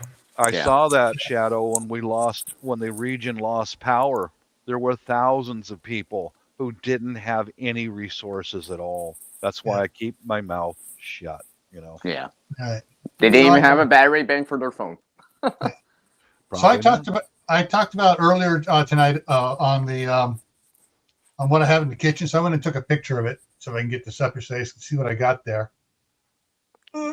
So that's the power station. Power station. That yellow cord goes over and powers the chest freezer, the microwave, and the toaster. Mm-hmm. The one on, where's my finger? Yeah, right. This cord right here is the refrigerator. The other two black cords, one of them goes to the splitter that so I can power the fans in the window in the summertime. The other one goes, I just added to it. My wife suggested this because I got two TVs in the family room. One is just a smart TV with Roku, Tubi, Paramount Plus, and Max on it. And the kids have their own little, it says you go in there, you got me, you got the wife, you got my brother, everything, and you go down here, it says kids. And the kids know that's the only one they're allowed to go to if they want to watch something on Paramount or Max or whatever. And then they have the big one that has the Wii hooked. The other TV that has the Wii hooked up to it, the DVD, Blu-ray players and stuff for the other movies. Well, I put both of those onto the power station as well. So when they're over here during in the evenings during the high rate time, it's running off of that. And of course, you got two boys watching TV. The other one's trying to play the Wii, or two of them trying to play the Wii, and they're just watching videos and stuff. And so they have, it saves us power, but it's also, if the power goes out, I can keep the kids calm by putting on the Wii or the something familiar. Right? DVDs. They can watch Snow White, which seems to be their favorite one. The original 1938 Snow White and the Seven Dwarfs. They love that. They love that old school animation. And they can watch that stuff and not be freaking out because it's dark, because you got two TVs come on, all of a sudden the room is bright. Yeah. I can totally understand that, right? That way, you guys, the adults, can focus on the actual emergency, and the kids can be like, okay, they're busy, they're keeping busy. Yeah. That way, I think that's important. That way, you guys can prepare food or home security, whatever you need to do. Yeah, you don't have to babysit. Yeah. And then because I think on top of all the cabinets in the kitchen, I got the 4-foot LED light, double bar lights up there, and it's plugged into the light switch thing on it. But I can unplug that short extension cord and plug that in, so the kitchen is bright, so we can use the stove and cook and stuff, for the kids and us as well. Yep. Yeah. Think ahead. Try to make things as easy as possible, like that. What you're doing, Gil, commendable, very commendable. Try to make things as close to normal as possible, and reduces stress and something familiar. Yeah, something familiar. Just keep. I don't know, but I'll say again, I was shocked at how many thousands of people in this region were not prepared for anything. And man, that's why, this guy carries a sidearm when things go sideways, Yeah, I can understand now more and more. Yeah. Because today, the guy down the street's real friendly and happy, and things go a little sideways, and he's at your throat, Yeah. It's his family or you. Well, it's going to be his family. Yeah. Just don't step foot inside the building. Yeah. Just don't do that, Yeah. The infrastructure, I mean, you got, like I said before, you've got to create your own infrastructure. Well, yeah, I mean, like with this power station, the batteries, they got 3,000 life cycles on it to drop it from 100% down to 80%. Well, that's going to take me about 15 years to run that through the way I'm using it right now as a battery backup using it during the high time. So, it's just one of those things you're just like, okay, it's something to invest in. It's going to, in the long run, it's going to pay for itself in savings on the electricity bill. That also gives us emergency power when the power goes out. It'll be priceless at that time then. Oh, yeah. It'll be priceless, right?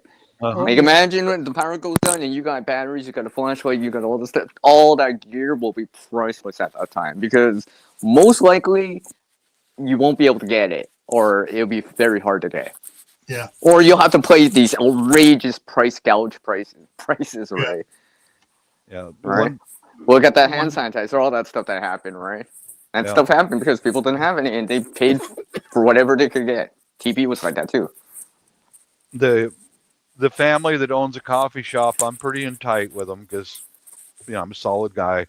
When the coffee shop is empty, then we can talk about preparedness, because her husband is a retired Seattle City firefighter. And right after the power went off, and I gave over some candles just to them. And when the coffee shop was clear, Carrie, the owner, walked over and showed me something on her phone. She says, "I'll send this to your Facebook, Bob." And it was, she said, "Man, this saved us a lot of hassle." It was just a power pack. She could recharge, because they got a big family. She could recharge 3 or 5 telephones all with that one power pack. It's about $200, Yeah. Mm-hmm. Yeah. Or run lights or anything along, or comms. Yeah, That's comms correct. or walkie-talkies, for example, right? Yeah, that's the kind of stuff that I value because they have one. They've been using one, and it worked really well for them. So Yeah. that's a tip that I'm looking into right now. That's on my wish list. I see. I see. Yeah, because I've realized that more and more when you have this stuff when it happens, it's totally priceless. Like I But it remember is. Yeah. back in 2021. See, this is the same year the Texas grid happened here in Canada and parts of Bob, you don't live that far away, but remember Yeah. the big heat wave, the big heat dome out west there, like it was like massive, right? Temperature. I saw 98 here Fahrenheit Mhm. on Canada Day, right? On that July. And it was just like, and one of the things I knew, because, okay, it's hot, people are running AC fans, something like that. I'm like, the grid may have some issues. There may be some blackout situation. I mean, because think about it. It's heat, fans running, power, AC is Yep. running, right? And I'm like, and it happened. Thank goodness it was just a few hours. It happened in the evening, right?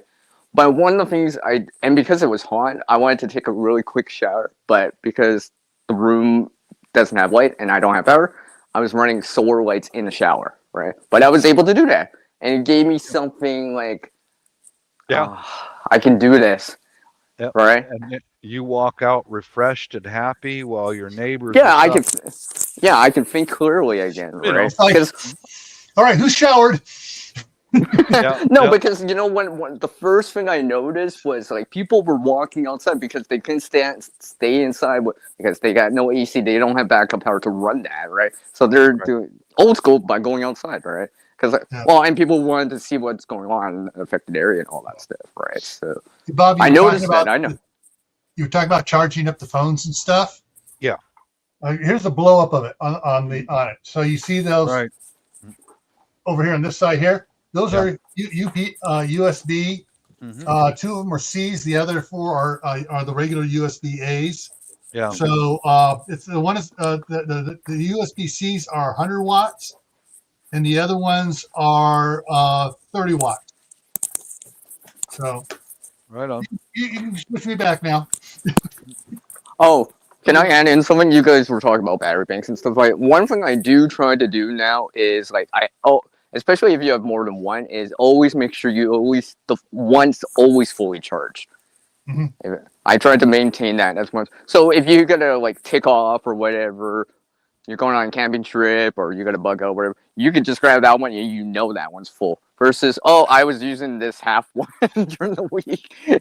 Because I noticed that I'm like, yeah, that's actually a good idea. That way you always have a full one. It's just like topping off your tank or whatever, right? So it's like you always know it's full, or at least the potential of it.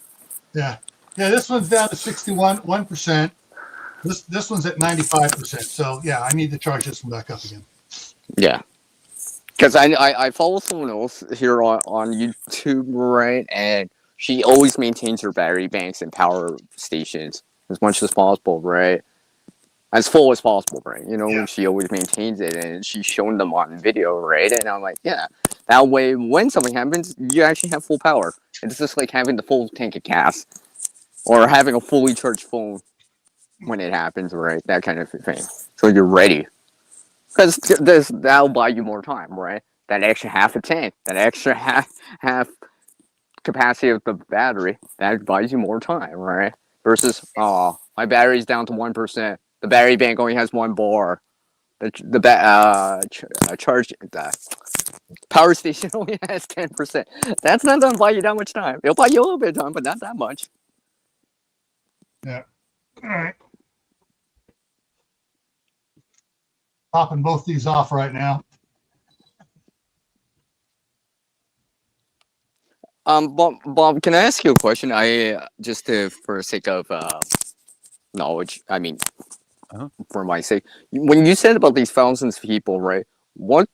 That was recent, right? Yes, there's a few. Okay, so it happened like around this fall time, right? Yep. Wow, I can imagine if it was just like, let's say, snowing or like hot as hell. Yeah, in this region, usually October, November, we get the high winds that come off the Pacific. Okay. And just, in fact, it's almost kind of a joke locally that Thanksgiving's coming. That means we're going to lose power because how many Thanksgiving days? Boom, we lost power because of windstorms that come in. But November is when we usually have some really raunchy weather. Yeah. I mean, here around here, because it snows, I say to people, I'm like, eventually it'll get cold. Eventually we'll see snow. We will. How? Yeah. Well, for me here, right? It's an eventuality, right? We're not gonna dodge it forever. Sometimes it'll be a bit, right? But wait, look outside. I showed you guys outside. I got snow outside. It's minus 17 Celsius. It's 0 Fahrenheit here for tonight. Wow. Yeah, already, right? This is why earlier this month, right, I was doing streams talking about winter, cold, and all that stuff because I know I need to prepare, be ready for it because it's an eventuality. I can't dodge it unless I'm a snowbird and go south or whatever. Yeah. And stuff like that, right? So, I got to do this stuff, right? Or else it'll bite me in the ass later because I'll be like, oh, I'll be complacent. Instead of being proactive, in hindsight, I should have did this instead of giving it more forethought and stuff like that. So food, water, and stuff like that, right? Even maintaining, because we were talking about decay and stuff like that, I got to shovel the snow, right? I got to maintain that, right? If the roof gets too much snow, I got to maintain that too, right? Proactive is so valuable. Don't you agree, CR? Yes. Because I think, in terms of preparedness, right, when you see these proactive steps you're taking pay off, it gives you more confidence to try to maintain that. Let's say flashlights, power, battery banks, and stuff like that. You see the benefits of it, right? You don't get burned, right? And you're not reacting like everyone else. You're you're proactive, right? So you can remain calm, still think clearly, or like when I had a cool shower in the heat, right? I was able to think clearly again, right? The heat wasn't messing with my mind, my brain, not thinking straight, right, and stuff like that. Because in extreme heat and extreme cold, your thinking kind of goes out the window at times, right? Especially extreme heat. You definitely do not think clearly. Yeah. Hey Bob, can you get snow where you're at? Occasionally. Yeah, occasionally. We do up in the Cascade Mountains, but I'm lower elevation, nearer to the Puget Sound, Right. But Cascade, so it's mostly rain. Oh, yeah, mostly rain. Yeah. The rain dumps down here, and the snow dumps in the Cascades, and then I was just thinking of personal infrastructure. My wife is planning on coming up here for Christmas and New Year's, and she's trying to make sure set her travel days that she can travel through Donner Pass and on up here that there's no snow. When she gets up here, she's planning on buying real snow tires up here because the ones they get in California are really what? All season real snow tires.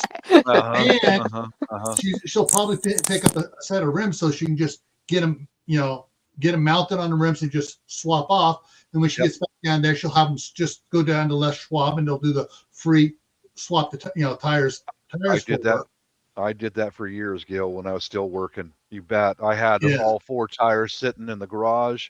As soon as we got a snow warning, right down to Les Schwab for free. They swap them out, bag them up for you, and I was good to go for years. Yeah. Oh, that's good. And so that's she's planning on doing that because going over Donner, if it's snowed there or it's a little icy, they want you to have 4-wheel. Well, she has an all-wheel drive, so she's got that covered.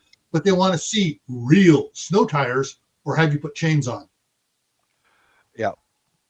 Yeah. My I had 4 studded snow tires sitting in the garage. As soon as we get a snow warning, I'd take it right down to Les Schwab and boom, boom, boom, boom, boom. They're fast, man. Les Schwab's fast. Especially if you hit them first thing in the morning and they don't have everybody in there yet. It's like, okay, boom, boom. You're done. Wow. Okay. I didn't even finish my coffee. Exactly. I didn't finish my bag of popcorn yet. Yeah. Yeah, I used to do that religiously, man. And you know what I also did years ago when I was still working was I had a pretty long commute to get to work, and there was a hotel at the edge of Renton. Renton is where the 737 was manufactured, and I would bring a bag with me, and I'd just tell my wife, "Hon, I'm gonna go spend the night at this hotel so I don't have to drive," even though I had the snow tires. Yeah. And so I remember that, all these people I work with, oh, you sissy, you don't want to drive in the snow. You're right. I don't want to drive in the ice and snow because there's crazy people out there. I'm no And I longer remember, You can be the safest driver, but yep, what about everyone else? boom, yeah. But I remember one spent the night in a hotel, got up, got refreshed, and I had a breakfast, and I had packed some lunch stuff. Showed up for work. I was one of the few people who actually made it to work. I went in the airplane. I'm working away. 80% of the people called off because of the ice. So the next day they go in. How come all your work is done? I said, because I stayed in a hotel. I only had to drive, 2 miles. I didn't have to drive 30 miles. Yeah. Oh, that was good thinking. Yeah, maybe you should have listened to me. That's being proactive at times, right? Yeah. That's called being proactive, right? It's Show up for yeah, work. just in case. Just in case. I don't I'm want to not deal with behind. it. They're all behind schedule. I'm not behind schedule, and I had no stress. And oh my God, man. Yeah, I But think when you start seeing what preparedness as in de-stressing, right? yeah, Not fear-based, right? And you realize how beneficial it is to be proactive as much as you can, right? And then you yeah, realize, man, this is actually a good idea. yeah. Yeah, like the water, for example. Like, I'll go back to this scenario, this situation that happened here in Canada about the water main, right? The people that had options, ideas, or secondary or alternative means for it Mhm. did bear off, right? It Versus does. some people that I don't know what to do. Yeah. Mhm. Because I Tricky, can right? imagine the Texas freeze was like that. Any other places, right? Those people in the Texas freeze that experienced snow cold before, maybe had some gear, like I said, from skiing, or because they moved in from like Montana or some other place up north. They just had it in a closet, right? They're like, I'll probably never use it. I should get rid of it. It's like, maybe not yet. Maybe not yet. Maybe not yet. Maybe I won't get rid of that winter jacket yet. I know it doesn't get that hot, cold, but it came in handy at one time. It might be worth it. Right? It might be worth storing it in the closet, just in case, right? Or in the attic. Yeah. Yeah. And just kind of, just in case, right? Just in case. It doesn't take up Yeah. that much room. I can spare it, right? Yeah. Versus, I gotta burn all this furniture All and shiver. that Texas freeze, the news media covered it so. Man, there were so many people that I felt sorry for a lot of them because I did. I really did too. Like when I Yeah. was hearing about this, like. Uh-huh. Well, because They just- coming from someone that lives here in Canada with snow, right? I know that frostbite sucks, being cold sucks, and all that stuff, right? But these Yeah, people true. weren't used to it as much, Yep. right? I kind of know. Okay, I got to be more careful here. I got to be. There's ice. It's a little bit colder out. I should dress a little bit more for the weather, right? Yeah. Reading the Well, side some of these chat there. people. Yeah, Bob, it's not worth putting yourself in danger. That's one thing I mentioned to my coworkers. I told them I have a room. I rented a room. I'm stay right over here, and blah. They were la la la la. You're afraid to drive in the snow? Yeah, and also I don't want to crash my car, and I don't want to come have a broken arm from getting in an auto accident. That's my primary. Yeah. Well, not only that, you said it was only 2 miles, right? So even if you did Yeah. break down, you could actually you probably could have walked that if you really had. That's not that far. I have ice cleats to strap onto my shoes. I could have walked. Versus 30 miles? 30 miles would be a long trip to walk on foot in the winter. 2 miles, that's not so bad. That's not so bad. That's doable. Yep. Right? But 30 miles, then might as well be on the moon. It's just like, oh, that's going to take forever. Yeah. So, yeah. In fact, those ice cleats, I walked from we had to walk almost a mile from the parking lot to get into the building to where we made the airplanes. I strapped on my ice cleats you know, because the parking lot's covered in ice, and Yeah, you could see the yeah, shine. the few people who showed up for work that day, I come walking into the factory, click, click, click, click, like wearing corkers, you know, and Yeah. they were looking at me, what, that's smart. I said, yeah, Well, yeah, because there's ice outside. yeah, there's ice I don't everywhere. want to fall. If I fall, there's no worksite compensation, probably, right? If That's you right. if you Daughter fell outside, started there was no college up here. worksite, right? When my daughter started college up here, the first snowstorm and all the walkways got iced over. She Yep. slipped and fell, and she called my wife. Oh no, my butt hurts. I twisted my Yeah. wrist when I fell. Yeah, broken hip, broken leg, sprained ankle, sprained Right wrist. then, my wife got on Amazon, ordered the cleats with elastic on, so you could slip them on over her shoes and stuff. Yep. Mm-hmm. Next day delivery to her dorm. Boom. Oh, yeah. Yeah. I had a hell Like- of a time finding them for my wife because her feet are like size 4. She's freaking tiny, you know. A little tiny. But I lady. bet those little feet hurt when she gets mad at you and kicks. Yeah. Especially if there's She'll ice cleats throw on those at them. Yeah. But yeah, Yeah. those things come in real handy. Yeah. Things I They noticed since do. my wife bought those for my daughter. Oh, geez. All right. So the oldest boy now is 10. So we're looking like 12, 13 years ago. She bought the first ones for him. Uh-huh. Now they have kid sizes with those cleats, Yeah. Yeah. the quick ones.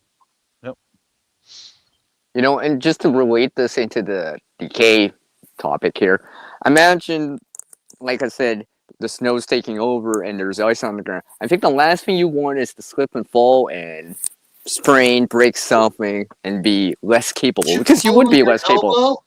Oh, that's Yeah. one of the biggest broken bones for people slipping on ice is the bone in the elbow. Yeah. Because they go down and bam. Bam. Mm-hmm. Yeah. I mean, this is why I've shown in the past, when possible, even if, let's just say, if you did not have ice cleats for whatever reason, because, you know, random freezing rain, right? I've always recommend, if possible, if you have the knees and the legs to do it, right? To get down lower on the ground, go lower down. Because if you're lower, you're not as high if the fall comes. Yeah. Like waddle like a duck or a penguin. Or I've shown this before. It might look stupid, but you know what? You know, I'll be looking pretty smart when I don't break a bone or injure myself. I'll be like, yeah. Now I feel smart. That guy across the street just fell, and it probably hurts, and it We're hitting sucks. 4 hours. I think Shadow's going to want to wrap it up here now.